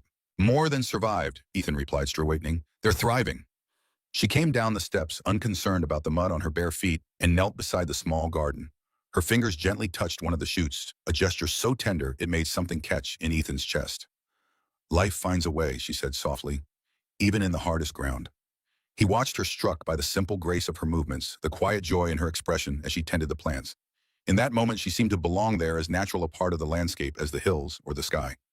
Clara, he began, not sure what he meant to say, but needing suddenly to speak the feelings that had been building in him these past weeks. She looked up, a question in her eyes. But before he could continue, the sound of approaching hoofbeats cut through the morning stillness. Multiple riders coming fast. Ethan's hand went instinctively to his hip, but his gun was inside. Get in the house, he said, his voice low and urgent. Now. Clara rose quickly, hurrying back to the porch as Ethan strode to the door, retrieving his revolver and Thomas's gun. He handed the latter to Clara, who took it without hesitation, her face pale but determined. If anything happens to me, he said, don't wait. Take Hannah and ride for town. Find Thomas or the Reverend. She shook her head. I'm not leaving you. There was no time to argue. The riders were visible now, 5 of them approaching at a gallop that sent mud flying from their horses' hooves. At the front rode Judge Mason Hayes, his dark coat flapping like crow's wings, his face set in lines of cold purpose. Ethan stepped out onto the porch, positioning himself in front of Clara, his revolver held ready but not yet raised. The riders pulled up at the gate, their horses blowing hard from the fast pace. That's far enough, Ethan called. Hayes dismounted, followed by the deputy they had seen at church. The other 3 men remained on horseback, hands resting near their weapons, eyes watchful. Mr. Sullivan, Hayes said, his voice carrying easily across the yard. I've come for my wife. She's not going anywhere with you, Ethan replied. Hayes smiled, a cold twist of lips that never reached his eyes. I'm afraid you don't have a choice in the matter. He gestured to the deputy, who produced a folded document from his coat. I have here a legal writ signed by Judge Harmon of the Territorial Court, authorizing me to reclaim my wife, who has been declared mentally incompetent and in need of proper care.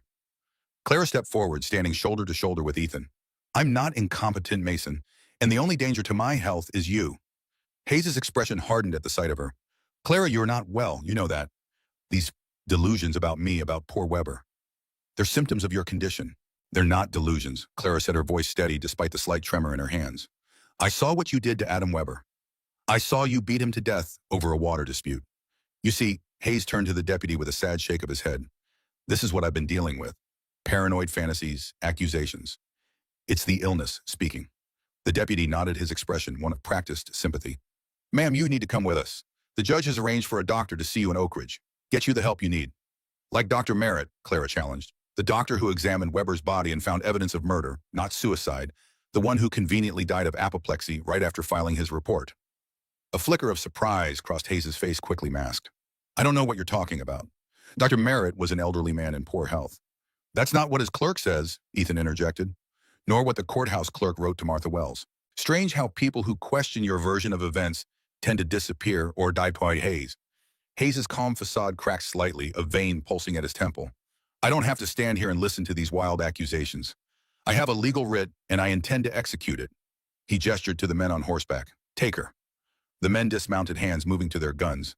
Ethan raised his revolver, aiming squarely at Hayes. She's not going anywhere, he repeated, his voice deadly calm. Not with you, not today, not ever. Hayes stared at him, measuring the resolve in his stance, the unwavering aim of the gun. For a long moment, no one moved. The only sound was the soft whicker of the horses and the distant call of a meadowlark. Then Hayes smiled, a genuine expression this time, but all the more chilling for it. Very well, Mr. Sullivan, we'll do this the hard way. He turned to the deputy. Arrest him. Obstruction of justice, harboring a fugitive, threatening an officer of the court with a deadly weapon. That should be enough to start. The deputy stepped forward, hand on his gun. Put down the weapon, Sullivan. Don't make this worse than it already is. Ethan held his ground, the revolver steady in his hand. You take one more step, and it's the last one you'll take. Clara's voice cut through the tension. Wait. She stepped forward, placing a hand on Ethan's arm. No one needs to die today. Clara, Ethan began, but she squeezed his arm, silencing him. I have proof, she said, addressing Hayes directly. Emma's journal documenting every injury you inflicted on me. A letter from the courthouse clerk mentioning Dr. Merritt's suspicious death. Witnesses in town who will testify to my sound mind and the bruises they saw when I first arrived. Hayes's confident expression faltered slightly. No one will believe the ravings of a madwoman or the hearsay of small-town gossips. Perhaps not, came a new voice from the road, but they might believe a minister of God. All heads turned to see Reverend Roberts approaching on horseback, Thomas Wells and Mrs. Carver in a wagon behind him. They pulled up beside Hayes's men, forming a tableau of opposing forces in the muddy yard. What is this? Hayes demanded, his composure slipping further. This is a legal matter, Reverend. You have no jurisdiction here. I have a moral duty to see justice done, Roberts replied, dismounting with a fluid grace that belied his years, and to ensure that the weak are not oppressed by the powerful. Thomas and Mrs. Carver joined him, standing firm, despite the threatening presence of Hayes's men. Thomas held a folded paper in his hand, a letter from his mother's cousin. We've telegraphed the territorial governor, Mrs. Carver announced, outlining the suspicious circumstances surrounding Adam Weber's death and Dr. Merritt's convenient apoplexy. And a copy of Clara's sister's journal is on its way to his office as we speak. Hayes's face darkened with rage. You have no right. We have every right, Thomas interrupted, his young voice steady. The citizens concerned about corruption and murder in our territory. The deputy shifted uncomfortably, glancing between Hayes and the newcomers. The other men exchanged uncertain looks, clearly not having anticipated this turn of events. Hayes's control finally snapped. This is absurd. I am a judge of the territorial court. My word carries more weight than all of yours combined. He turned to his men.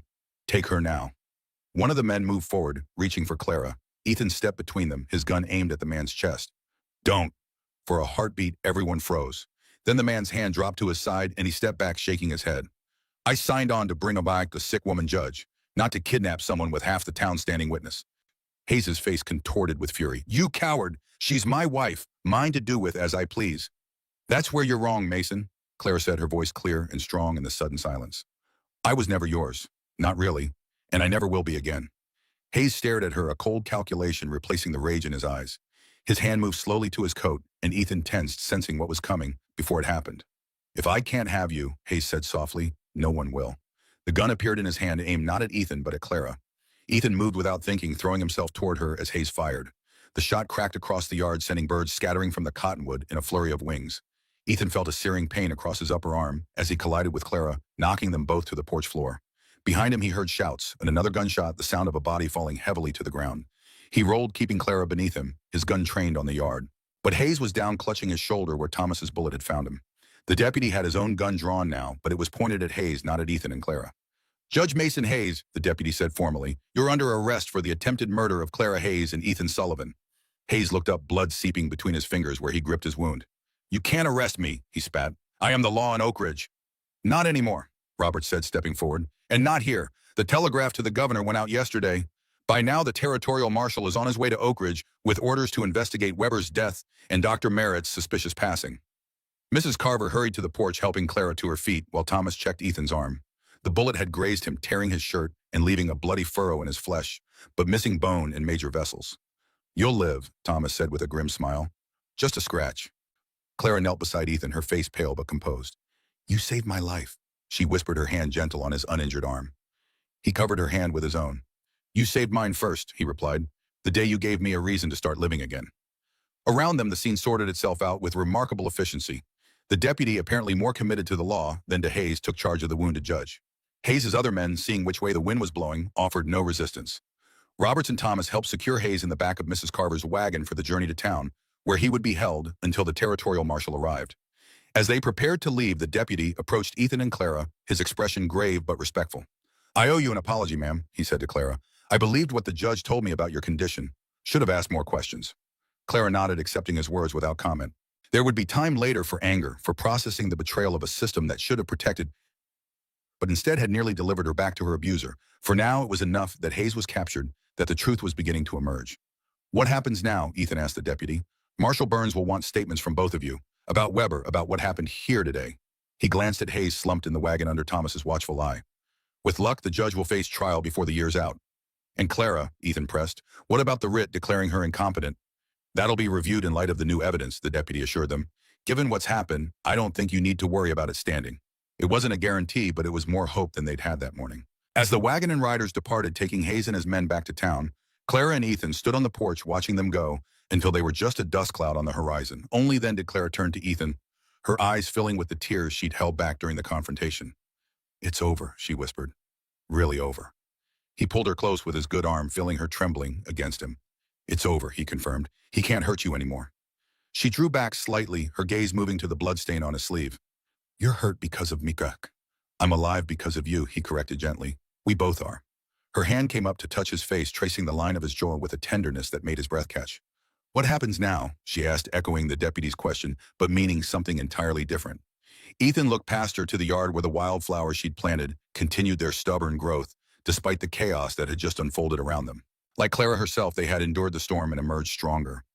"Now," he said, taking her hand and bringing it to his lips, "we live without fear together." Her smile then was like the sun breaking through clouds after a long rain, radiant, full of promise, the beginning of something new and beautiful. Together, she agreed and sealed the promise with a kiss as gentle as the morning light that surrounded them. The days following Judge Hayes' arrest unfolded with a dreamlike quality for Clara. After so many months of fear, of looking over her shoulder, of bracing for the next blow, of wondering if she would survive another day, the sudden absence of that threat left her feeling strangely untethered, as if she might float away on the prairie wind. Ethan's solid presence kept her grounded. His arm healed quickly, the bullet grazed, leaving a thin red line that would eventually fade to silver. Each morning he changed the bandage with the same careful hands that had tended her broken ribs all those weeks ago. Their roles reversed now, her caring for him as he had cared for her. The town buzzed with the news of Hayes' downfall.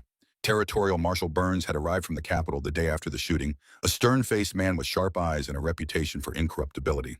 He'd taken statements from Clara and Ethan, examined Emma's journal and the letter from the courthouse clerk, and dispatched riders to Oak Ridge to secure evidence before Hayes' allies could destroy it. "The judge has powerful friends," Marshal Burns had warned them, seated at Ethan's kitchen table with a cup of coffee cooling before him. "But he's made enemies too, people who've been afraid to speak out until now." "Will they speak now?" Clara had asked, remembering how alone she had felt in Oak Ridge, how isolated by Hayes' systematic campaign to discredit her. The marshal's weathered face had softened slightly. "3 people came forward the day I arrived in Oak Ridge. A maid who witnessed Hayes beating you, the clerk who wrote to Mrs. Wells about Dr. Merritt's suspicious death, and Weber's widow who never believed her husband took his own life." He'd set down his cup with a decisive click. "It's enough to hold him for trial. The rest will come in time." That had been a week ago. Since then, life had settled into a new rhythm, one without the constant shadow of dread. Clara found herself smiling more easily, sleeping through the night without startling awake at every creak of the cabin. Small pleasures that once seemed impossible now filled her days, the satisfaction of bread rising under her hands, the warmth of sunlight on her face as she tended her growing wildflowers, the quiet companionship of evenings on the porch with Ethan. Yet beneath this newfound peace ran a current of uncertainty. With Hayes awaiting trial and the immediate danger past, the question that had hovered between them since that night of the storm took on new urgency. What happened now? They hadn't spoken of it directly, not since the moment after Hayes was taken away, when Ethan had kissed her hand and promised a future together without fear. But it lingered in the air between them, in glances that held a moment too long, in the careful way they moved around each other, in the small cabin, in the deliberate space they maintained even as they grew closer in every other way. Clara knew what she wanted. The realization had come to her gradually, like the slow unfurling of her wildflower seedlings, tender at first, then stronger with each passing day. She wanted to stay. Not as a guest or a woman in need of protection, but as a partner, a wife. She wanted to build something lasting with this quiet, steady man who had saved her in ways that went far beyond that first rescue on the dusty road. But desire and certainty were different things. The wounds Hayes had inflicted went deeper than bruised ribs and split lips. He had made her doubt her own mind, her judgment, her worth. Even now, with him locked away and the truth of his crimes exposed, part of her wondered, was she ready to trust again? To bind herself to another man, even one as different from Hayes as Ethan was? And what of Ethan himself? He had opened his home to her, stood between her and danger, offered her a place in his life. But had he truly let go of Sarah's ghost? Was there room in his heart for a new beginning? Or was his kindness simply the instinct of a good man to protect someone vulnerable? These questions turned in Clara's mind as she knelt in the soft earth beside the porch steps, tending to her wildflowers. The seedlings had flourished in the wake of the storm, pushing their delicate stems higher each day, their leaves unfurling in the warm sunlight. Soon they would bloom, a riot of color against the weathered wood of the cabin. "They're growing strong," Ethan's voice came from behind her. She looked up, shading her eyes against the morning sun. He stood on the porch, coffee cup in hand, watching her with an expression that made her heart quicken. Yes, she agreed, turning back to the plants. Another week or so, and we'll see the first blossoms. He came down the steps, crouching beside her to examine the tender shoots. His presence so close sent a warmth through her that had nothing to do with the summer heat. What kind are they? He asked. The flowers. A mix, she replied. Black-eyed Susan's yarrow prairie coneflower. And these, she pointed to the sturdiest seedlings, are wild roses. They'll take longer, but they'll last for years once established. Ethan's hand hovered over the tiny rose shoots, not touching them, but close enough that his shadow fell across their leaves. Sarah loved roses, he said quietly. Always said she'd plant some, but never got around to it before. He trailed off the familiar shadow of grief crossing his face. Clara sat back on her heels, uncertain how to respond. It was the first time he'd mentioned Sarah in days, and her name fell between them like a stone in still water ripples spreading outward. I can plant something else, she offered, if it brings back painful memories. Ethan shook his head, his eyes meeting hers with a clarity that dispelled the momentary shadow. No, he said firmly. It's right that they should grow here. Sarah would have liked that, would have liked. He hesitated, then reached out to brush a strand of hair from Clara's cheek. Would have liked you. The simple touch, the words that accompanied it, made something loosen in Clara's chest. A knot of uncertainty beginning to unravel. I wish I could have known her, she said truthfully. She would have understood what you've been through, Ethan replied. She had a way of seeing into people, knowing what they needed. A small smile touched his lips. She'd have set us both straight weeks ago instead of letting us dance around what's growing between us. Clara's breath caught at his directness. And what is that, Ethan? She asked, needing to hear him say it. He was silent for a long moment, his eyes on the wildflower seedlings, but his thoughts clearly elsewhere. When he spoke, his voice was low and certain. Something I didn't think I'd feel again. Something I wasn't looking for. His gaze lifted to hers, unguarded in a way she had rarely seen. I love you, Clara. Not because you needed saving or because you remind me of what I lost, but because of who you are, your strength, your kindness, the way you've made this place feel like home again. The words hung in the air between them, honest and unhurried. Clara felt tears spring to her eyes, not from sadness, but from a happiness so unexpected it almost hurt. I love you too, she whispered the admission, both terrifying and freeing. I think I have for weeks now. Ethan's hand found hers in the soil, their fingers twining together, earth-stained and real. Then maybe it's time we stop pretending this is temporary, he said. That you're just staying until Hayes is dealt with, or until you find somewhere else to go. Clara's heart raced. What are you saying? He stood, drawing her up with him, their joined hands suspended between them like a promise. I'm saying stay, not as someone I'm protecting, but as my wife, if that's what you want. The words were simple, direct, typical of Ethan, who never used three words where one would do. No grand gestures, no flowery speech, just the honest offering of his heart and home. Are you sure, she asked, needing to know that this wasn't impulse or pity? After everything that's happened, everything I've brought to your door. I've never been more sure of anything, he replied. Then with a rare smile that transformed his weathered face, except maybe that those wildflowers need watering before the sun gets any higher. The gentle tease broke the tension, and Clara laughed, a clear, bright sound that surprised them both. Ever practical, she said, squeezing his hand. Is that a yes? He asked, suddenly serious again. Clara looked at their joined hands at the cabin behind them that had become her sanctuary, at the man whose quiet strength had helped her find her own again. The answer was as clear as the summer sky above them. Yes, she said. Yes, I'll stay. I'll be your wife. Ethan's free hand came up to cup her cheek, his calloused palm warm against her skin. Slowly giving her time to pull away if she wished, he leaned down and pressed his lips to hers. The kiss was gentle at first, a question more than a demand. Clara answered by stepping closer, her hand rising to rest against his chest, feeling the steady beat of his heart beneath her fingers. When they parted, Ethan rested his forehead against hers, their breath mingling in the small space between them. No words were needed, the promise had been made, accepted. Sealed. A distant rumble of hoofbeats broke the moment. They turned toward the sound hand, still joined, to see a single rider approaching from the direction of town. As the figure drew nearer, Clara recognized Thomas Wells, his lanky frame unmistakable even at a distance. Ethan squeezed her hand once before releasing it. Wonder what brings him out so early, he said, moving toward the gate to greet their visitor. Thomas reined in dust, settling around his horse's legs. His expression was troubled, his normally easy manner replaced by a tense alertness that immediately put Clara on guard. Morning, Thomas, Ethan called. Everything all right? The young blacksmith dismounted, leading his horse through the gate. Not exactly, he replied, nodding a greeting to Clara. Marshal Burns sent me to warn you. There's been a development with Hayes. Clara felt a chill despite the morning warmth. Has he escaped? No, nothing like that, Thomas assured her quickly. He's still in custody. But his lawyer arrived yesterday from the capital, some fancy fellow with connections to the territorial governor. Been raising all kinds of legal objections, claiming Hayes was acting in his rights as a husband to reclaim his mentally unstable wife. Ethan's jaw tightened. That's horseshit, and Burns knows it. Hayes tried to kill Clara. There were half a dozen witnesses. Thomas nodded. Burns isn't swayed, but the lawyers managed to get a hearing scheduled before Judge Harmon, the same one who signed the original writ declaring Clara incompetent. It's set for next week in Oak Ridge. Oak Ridge, Clara's voice rose in disbelief. Where Hayes has friends and influence. Where everyone is afraid of him. That's why Burns sent me, Thomas explained. He wants you both to know he's concerned about the direction this is taking. Says if Hayes' lawyer can get the attempted murder charge dismissed based on the incompetency claim, everything else might unravel too. What about Weber's murder? Ethan demanded. The witnesses who've come forward, Emma's journal. Thomas shook his head. The lawyer's arguing that Weber's death was thoroughly investigated and ruled a suicide months ago. Says reopening it based on the delusions of Hayes' mentally unsound wife and some hearsay evidence is a miscarriage of justice. He turned to Clara, his expression grave. He's building a case that you imagined the whole thing, ma'am. That you ran away during a breakdown and that Mr. Sullivan here has been manipulating your confused state for his own purposes. Clara felt the ground shift beneath her feet. After everything, the evidence, the witnesses, Hayes' own attempt to kill her, they were still trying to paint her as unstable, unreliable. And now they were dragging Ethan into it as well, twisting his protection into something sinister. That's ridiculous, she said, fighting to keep her voice steady. No one who's spoken with me could possibly believe I'm not of sound mind. Burns agrees, Thomas assured her. But Judge Harmon hasn't met you, and Hayes' lawyer is apparently very persuasive. The marshal's worried that if you go to Oak Ridge for the hearing, Hayes' supporters might try to detain you regardless of the outcome. Ethan's expression darkened. So what does Burns suggest, that Clara just let them dismiss the charges? Let Hayes go free to hurt someone else? No, Thomas replied.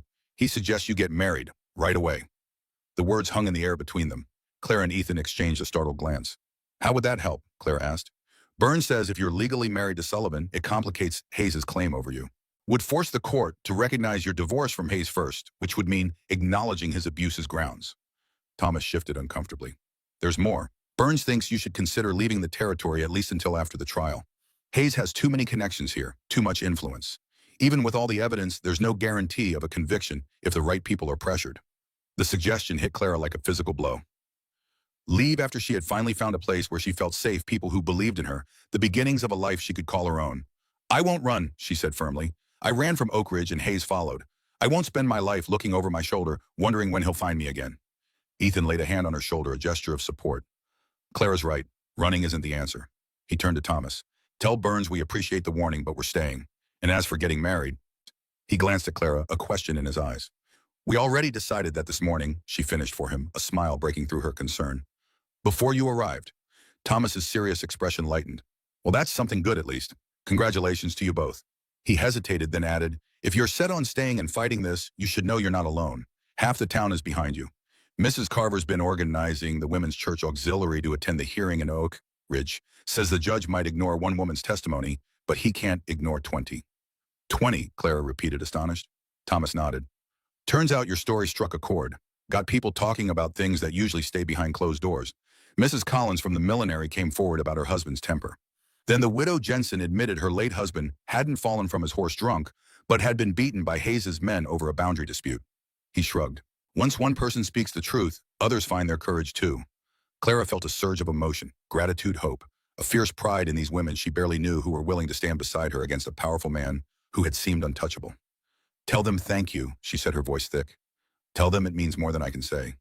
Thomas promised he would then decline their invitation to stay for coffee, saying he needed to get back to town with their answer for the marshal. As he mounted up, he added one last piece of news. Reverend Roberts says he'd be honored to perform the ceremony whenever you're ready. Says his church is yours no matter what some folks in town might think about it.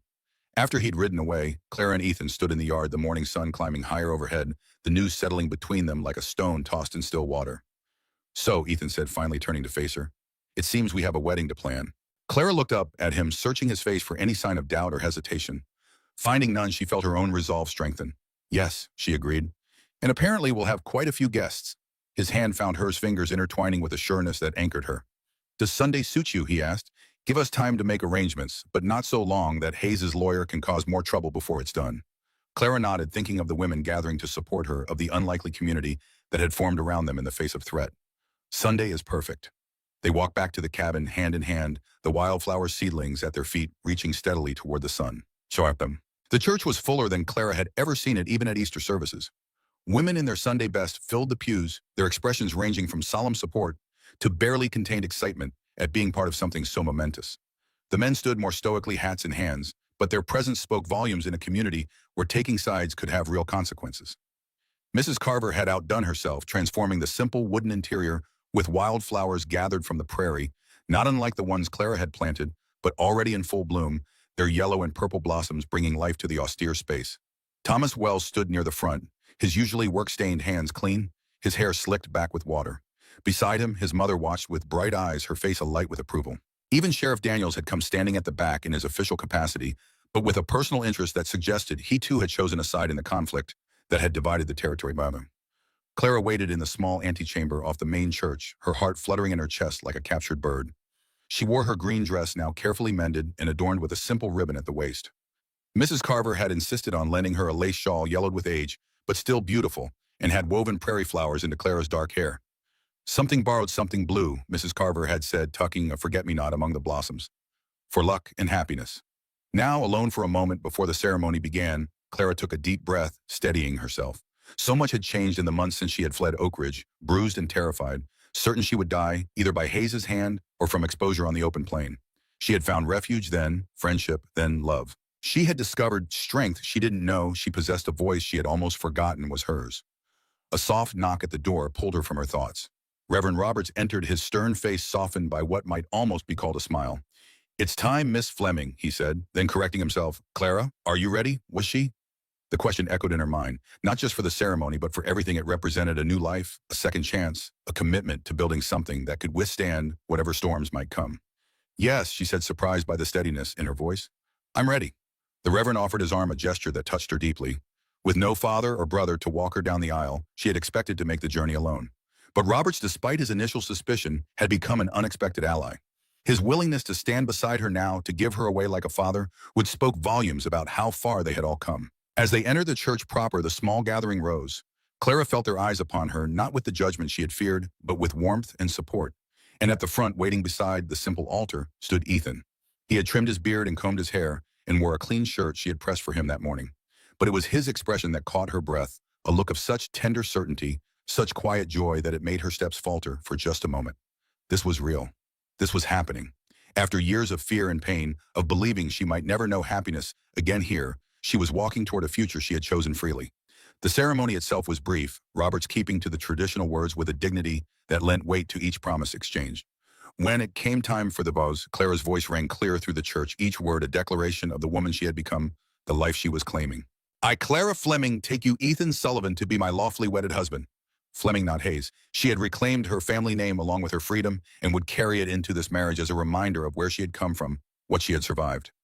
When Ethan spoke his vows, his deep voice steady and sure, Clara felt the last of her doubts dissolve. This was not the careful facade Hayes had presented during their courtship, the charming mask that had hidden his true nature. This was Ethan, honest, steadfast, a man whose actions spoke louder than any words could. "I now pronounce you man and wife," Roberts concluded. "What God has joined together, let no man put asunder." The words held special meaning for them all, a defiance against those who would try to tear them apart. As Ethan leaned down to kiss her, sealing their union, Clara heard a soft murmur of approval ripple through the congregation. Then Miss Carver was embracing her, and Thomas was shaking Ethan's hand, and the rest of the town was gathering around them with congratulations and well wishes. The celebration spilled out onto the church steps into the bright sunshine of the summer day. Sheriff Daniels approached them there, his weathered face serious despite the festive atmosphere. "Mr. and Mrs. Sullivan," he said, tipping his hat to Clara. "Congratulations on your nuptials." "Thank you, Sheriff," Ethan replied, his hand resting lightly on Clara's back. "Something we can help you with." Daniels glanced around, ensuring they weren't overheard. "Just wanted you to know I've assigned deputies to patrol the road to your ranch for the next while. Marshal Burns is concerned about possible retaliation from Hayes' supporters before the hearing." Clara felt a chill despite the warm day. "You think they'd try something even now?" "Can't be too careful," Daniels replied. "Hayes has money and connections. Men like that don't take defeat easily." He straightened his hat. "Not trying to alarm you, just want you to stay alert. Keep your doors locked, your eyes open." "Appreciate the warning," Ethan said, his expression grave. "And the patrols?" Daniels nodded, then melted back into the crowd, leaving Clara and Ethan to exchange a concerned glance. The reminder of the danger still facing them cast a momentary shadow over the day's joy. But then Mrs. Carver was calling everyone to the church hall, where tables had been set with food and drink for the celebration. Clara pushed the worry aside, determined not to let Hayes intrude on this day of all days. The afternoon passed in a blur of congratulations, shared food, and even dancing when someone produced a fiddle. Clara found herself passed from partner to partner as the women of the town claimed their dances with the bride, each offering a word of support or advice as they circled the makeshift dance floor. Don't let fear rob you of joy. Mrs. Wells told her, the older woman's eyes bright with emotion. I made that mistake after my first husband died. Wasted years being afraid to love again. Remember that partnership means equality, Mrs. Carver advised during her turn. A good man values your mind as much as your heart. Even Reverend Roberts took a turn, surprising Clara with his grace as he led her through a sedate waltz. Marriage is sacred, he said, his voice pitched for her ears alone, but so is your safety and well-being. Never forget that. By the time the sun began to set, casting long shadows across the churchyard, Clara was exhausted, but happier than she could remember being in years. As they prepared to leave, the townspeople gathered outside to see them off, showering them with wheat grains for prosperity and wildflower petals for joy. Ethan helped her into the wagon, then climbed up beside her, taking the reins. As they pulled away, Clara looked back at the church, at the people waving from the steps, and felt a surge of gratitude for this unexpected community that had embraced her as one of their own. The road home, and it was truly home now, stretched before them, gilded by the setting sun. They rode in comfortable silence for a time, each processing the events of the day, the commitment they had made. Happy? Ethan asked, finally glancing at her as the wagon crested a small rise.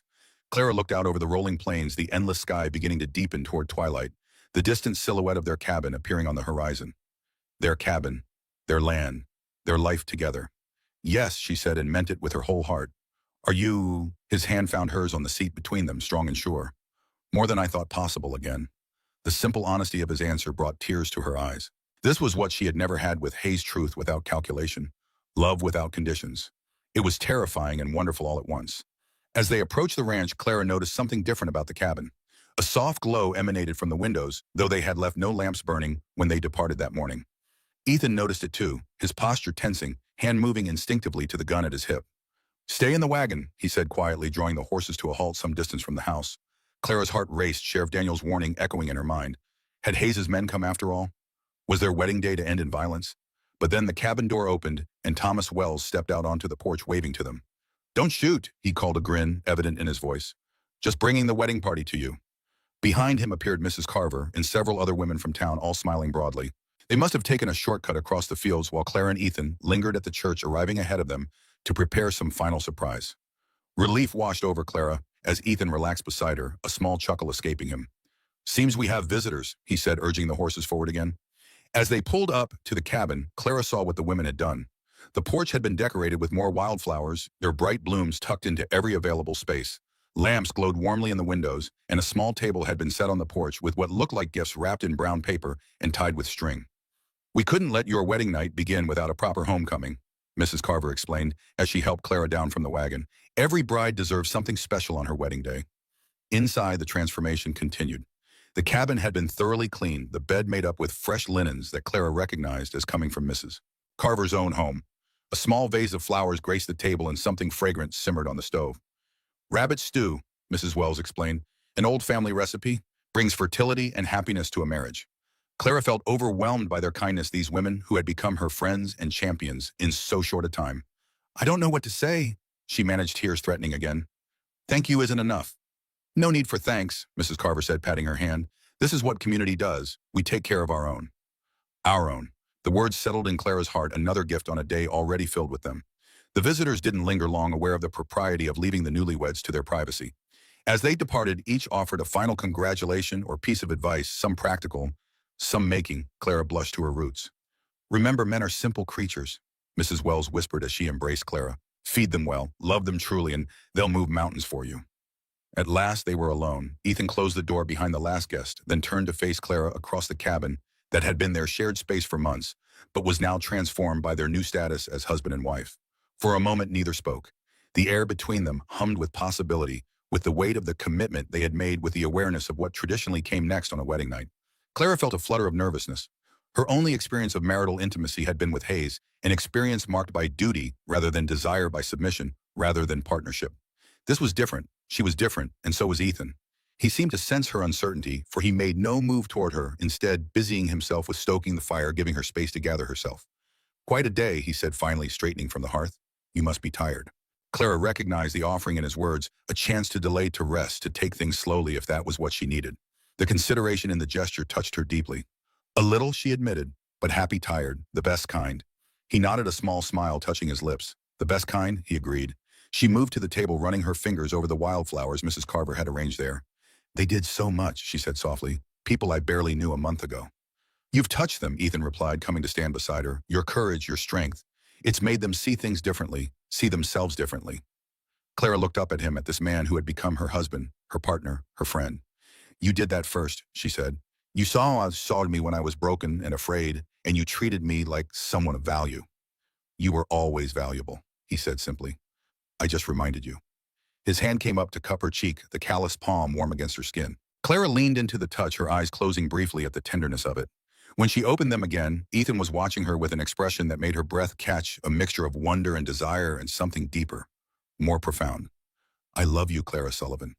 He said her new name, a promise on his lips. And I love you, she whispered, rising on tiptoes to close the distance between them. Their kiss was gentle at first, a continuation of the one they had shared in the church. But here alone in the privacy of their home, it deepened, became something more.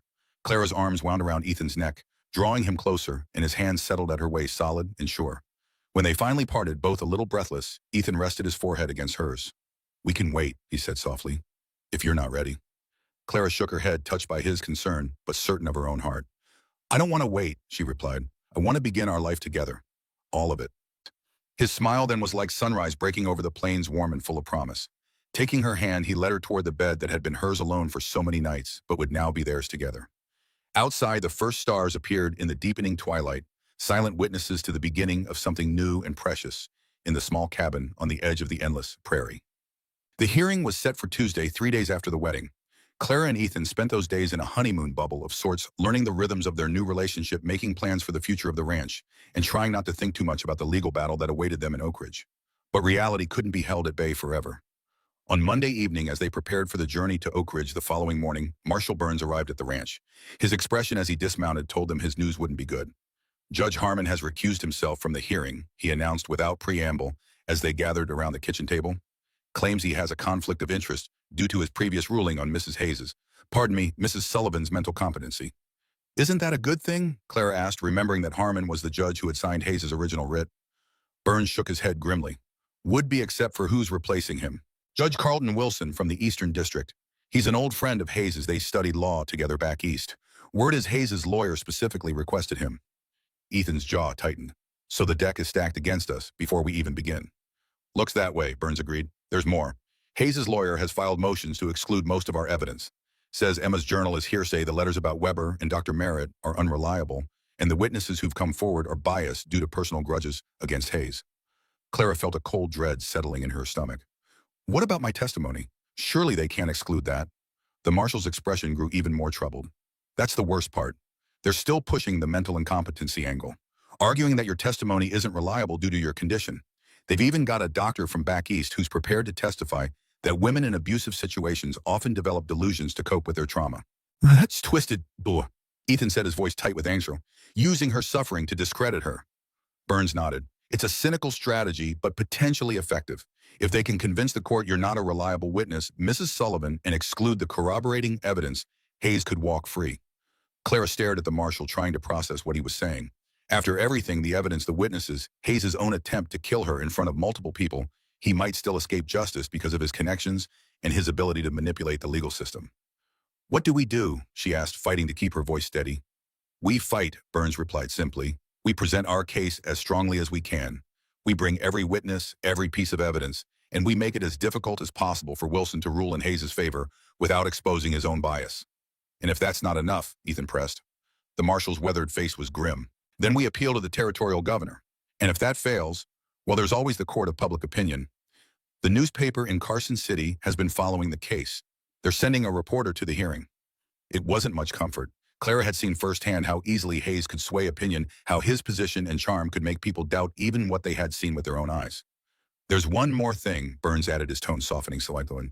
Mrs. Weber will be at the hearing, Adam's widow. She's traveling from Oak Ridge specifically to testify about her husband's dispute with Hayes and her belief that he was murdered. This at least was a spark of hope. She believes me, Clara asked. More than that, Burns replied. She says she suspected Hayes all along, but was too afraid to speak out until now. Says your courage in coming forward gave her the strength to do the same. Clara felt a complex emotion wash over her gratitude, pride, but also a deep sadness for this woman who, like her, had suffered at Hayes' hands. Will they let her testify? Ethan asked. Burns shrugged. Hayes's lawyer will try to exclude her as well, claiming that she's biased due to grief. But she's a respected woman in Oak Ridge, and her late husband was well-liked. It will be harder for Wilson to dismiss her outright. They talked a while longer, going over the details of the hearing, what Clara should expect, how she should conduct herself.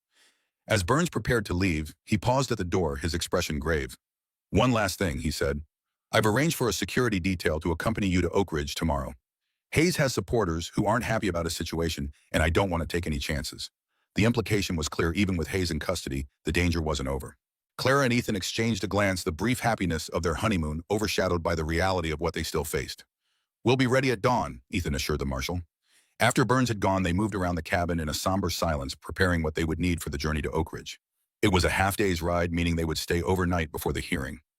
Mrs. Carver and several other women from town would travel separately, along with the Reverend Roberts and Thomas Wells, who was all determined to show their support. As Clara packed a small bag with the clothes she would need, she paused, her hand lingering on Emma's journal. So much depended on this small, leather-bound book, on the words her sister had carefully recorded. Would it be enough? Would any of it be enough against Hayes's influence and connections? Ethan's arms encircled her from behind, drawing her back against his chest. "We'll get through this," he murmured, his breath warm against her hair. "Whatever happens at the hearing, we'll face it together." Clara leaned into his embrace, drawing strength from his solid presence. "I'm afraid," she admitted. "Not of Hayes himself, but of the system that protects men like him. That makes women like me invisible, dismissible." "You're not invisible," Ethan said firmly. "Not anymore. Look at what you've accomplished already. The women who found their voices because of you, the community that's rallied around you. Whatever happens tomorrow, that won't change." She turned in his arms, looking up at this man who had become her anchor, her partner in every sense. "Promise me something," she said. "Anything. If things go badly, if Hayes walks free, promise me we won't spend our lives looking over our shoulders, letting him control us through fear." Her voice strengthened with conviction. "I want to live, Ethan. Really live, not just survive." His eyes held hers steady and sure. "I promise," he said. "Whatever happens, we move forward. Together." They sealed the promise with a kiss, a reaffirmation of the vows they had exchanged 3 days earlier. Then they finished their preparations in a silence that was no longer somber, but purposeful, determined. Whatever the next day brought, they would face it as they had faced everything since that first meeting on the dusty road, with courage, with honesty, and with the strength that comes from knowing you're not alone. The courthouse in Oak Ridge was an imposing structure of red brick and white columns designed to inspire awe and respect for the law it represented. Clara had passed it many times during her marriage to Hayes, but had never set foot inside. Now as she climbed the broad stone steps, Ethan's hand firm at her elbow, she felt as though she were entering the lion's den. Marshal Burns' security detail had escorted them from Mill Creek without incident, but the tension had been palpable throughout the journey. Twice they had passed riders who watched them with too much interest, and once at a creek crossing, they had found fresh hoof prints, suggesting someone had waited there not long before. They had spent the night at a small hotel on the outskirts of Oak Ridge, away from the center of town where Hayes' influence was strongest. Mrs. Carver and the other women from Mill Creek had arrived late in the evening, bringing news that more supporters would join them in the morning. Now as they approached the courthouse, Clara was astonished to see the number of people gathered on the steps and in the street. Women in their Sunday best stood in small groups, their expressions resolute. Men from Mill Creek and the surrounding ranches nodded respectfully as Clara passed. And mingling among them were faces she recognized from her time in Oak Ridge: shopkeepers, farmers, even some of the society women who had once snubbed her at Hayes' instruction. "They came," she whispered to Ethan, her voice thick with emotion. "Of course they did," he replied, his eyes scanning the crowd with cautious optimism. Truth has a way of gathering supporters once someone is brave enough to speak it first. Inside, the courtroom was already crowded. At the front, behind a polished oak table, sat Hayes and his lawyer, a sleek, well-dressed man with silver at his temples and the confident air of someone accustomed to winning. Hayes himself looked diminished somehow, his usual commanding presence muted by his circumstances. But when he turned and saw Clara, a flash of the old menace crossed his face before his lawyer laid a warning hand on his arm. Clara felt a tremor go through her at the sight of him, but Ethan's steady presence beside her kept the fear from taking root. They found seats at the prosecution's table where Marshal Burns waited with a stack of documents and a grim expression. "Wilson's already ruled on the motions," he murmured as they sat. "Emma's journal is out hearsay," he says. "The letters about Weber and Merritt are admissible, but will be given appropriate weight considering their sources. Your testimony is in Mrs. Sullivan, but he's allowing Hayes' doctor to testify about female hysteria and delusions." Clara's heart sank, but she kept her expression neutral. "And Mrs. Weber? She can testify, but only about her husband's dispute with Hayes, not about her suspicions regarding his death." Burns shook his head in disgust. "Wilson's giving us just enough to make it look fair while undercutting us at every turn." Before they could discuss it further, the bailiff called for all to rise as Judge Wilson entered the courtroom. He was a tall, thin man with a perpetual frown that deepened as he surveyed the crowded room. His gaze lingered on Clara for a moment, assessing, before he took his seat and called the hearing to order. What followed was a masterclass in legal maneuvering. Hayes's lawyer presented his client as a respected judge and grieving husband, deeply concerned for his wife's mental well-being. He painted Clara as a troubled woman who had fled proper medical care and fallen under the influence of Ethan Sullivan, a reclusive rancher with questionable motives. The attempted murder charge, he argued, was a misunderstanding. Hayes had drawn his weapon in self-defense when confronted by an armed Sullivan who had been harboring his wife unlawfully. The shot that had grazed Ethan's arm was an accident triggered when Hayes was tackled. It was a narrative so skillfully constructed, so plausible in its distortions, that Clara found herself almost believing it, despite having lived the truth. She glanced at the spectators, seeing doubt beginning to creep into some expressions, and felt a cold dread settling in her stomach. When it was her turn to testify, she took the stand with her head high, determined to speak her truth clearly and calmly, no matter how Wilson or Hayes's lawyer tried to twist her words. The questioning began straightforwardly enough. Her name, her relationship to Hayes, her whereabouts these past months. But then the lawyer's tone changed, became solicitous concern. "Mrs. Sullivan, or should I say Mrs. Hayes," he began, ignoring Marshall Burns' objection to the name. "You've testified that you witnessed my client killing Adam Weber in a dispute over water rights. Can you describe what you saw?" Clara recounted the scene exactly as she had witnessed it. Hayes confronting Weber in the barn, the argument escalating. Hayes striking Weber repeatedly with his riding crop until the man fell, then continuing the assault until Weber lay motionless on the ground. "And you're certain of what you saw?" the lawyer pressed. "No possibility you misinterpreted the situation. Perhaps Mr. Weber attacked my client first, or perhaps what you witnessed was not a fatal assault but merely a vigorous altercation." "I know what I saw," Clara replied firmly. "Hayes beat Weber until he stopped moving. Then he saw me watching, and his face." She shuddered at the memory. There was no remorse, no shock, just anger that I had witnessed it. The lawyer nodded sympathetically. "Mrs. Hayes, are you aware that the coroner examined Mr. Weber's body and ruled his death a suicide, that there was a note in his handwriting expressing despair over his financial situation?" Clara's breath caught. "That's not possible. I saw—" "Yes, what you believe you saw," the lawyer interrupted smoothly. "But is it possible, given your delicate condition at the time, that what you witnessed was not what actually occurred?" "Objection!" Burns rose to his feet. "Counsel is leading the witness in introducing unsubstantiated claims about Mrs. Sullivan's mental state." Judge Wilson considered for a moment, then shook his head. "Overruled. The witness's mental state at the time of the alleged incident is relevant to these proceedings. Proceed, counsel." The questioning continued in this vein, each of Clara's clear statements met with insinuations about her perception, her reliability, her stability. The lawyer introduced letters from Hayes's personal physician describing treatments for female hysteria and delusional episodes, dating back months before Weber's death. "These are fabrications," Clara protested, her composure beginning to crack under the relentless assault on her credibility. "I was never treated for any mental condition. The only times I saw Hayes's doctor were after he had beaten me to treat the injuries." "Injuries you claim were inflicted by my client," the lawyer corrected smoothly. "Injuries that the doctor's records indicate were the result of falls, accidents, even self-harm during your episodes." By the time the lawyer finished his questioning, Clara felt as though she had been through another kind of beating, one that left no visible marks but wounded just as deeply. She returned to her seat beside Ethan, his supportive hand on hers, doing little to ease the sense that she was fighting a battle rigged against her from the start. The parade of witnesses that followed did little to improve the situation. Mrs. Weber testified eloquently about her husband's water dispute with Hayes, but as Burns had warned, she was not permitted to express her suspicions about his death. The courthouse clerk who had written to Mrs. Wells was discredited when it was revealed he had once been passed over for promotion in favor of Hayes's nephew. Even Thomas Wells' testimony about Hayes's attempt to shoot Clara was undermined by the suggestion that he had acted hastily, shooting a respected judge based on a misunderstanding in a charged situation. By the time the defense called their expert witness, a distinguished-looking doctor from Boston, who spoke authoritatively about female fragility and the tendency of abused women to develop elaborate fantasies to explain their suffering, Clara felt a numbness settling over her. This was what Hayes had counted on all along, that the system itself would protect him, that her voice would be silenced not by violence, but by the more insidious weapon of disbelief. The courtroom had grown increasingly restless as the day wore on. The women from Mill Creek who had come to support Clara exchanged troubled glances as the case against Hayes seemed to crumble before their eyes.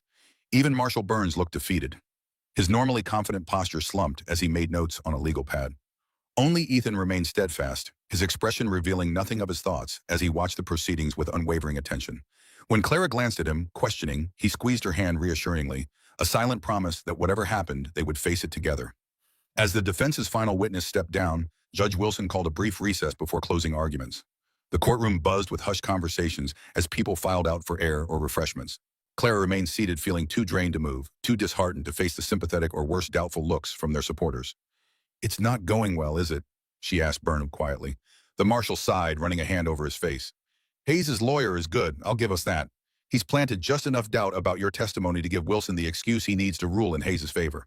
"So it was all for nothing," Clara said, a bitter taste in her mouth. "The truth doesn't matter. Justice doesn't matter. Only power and connections."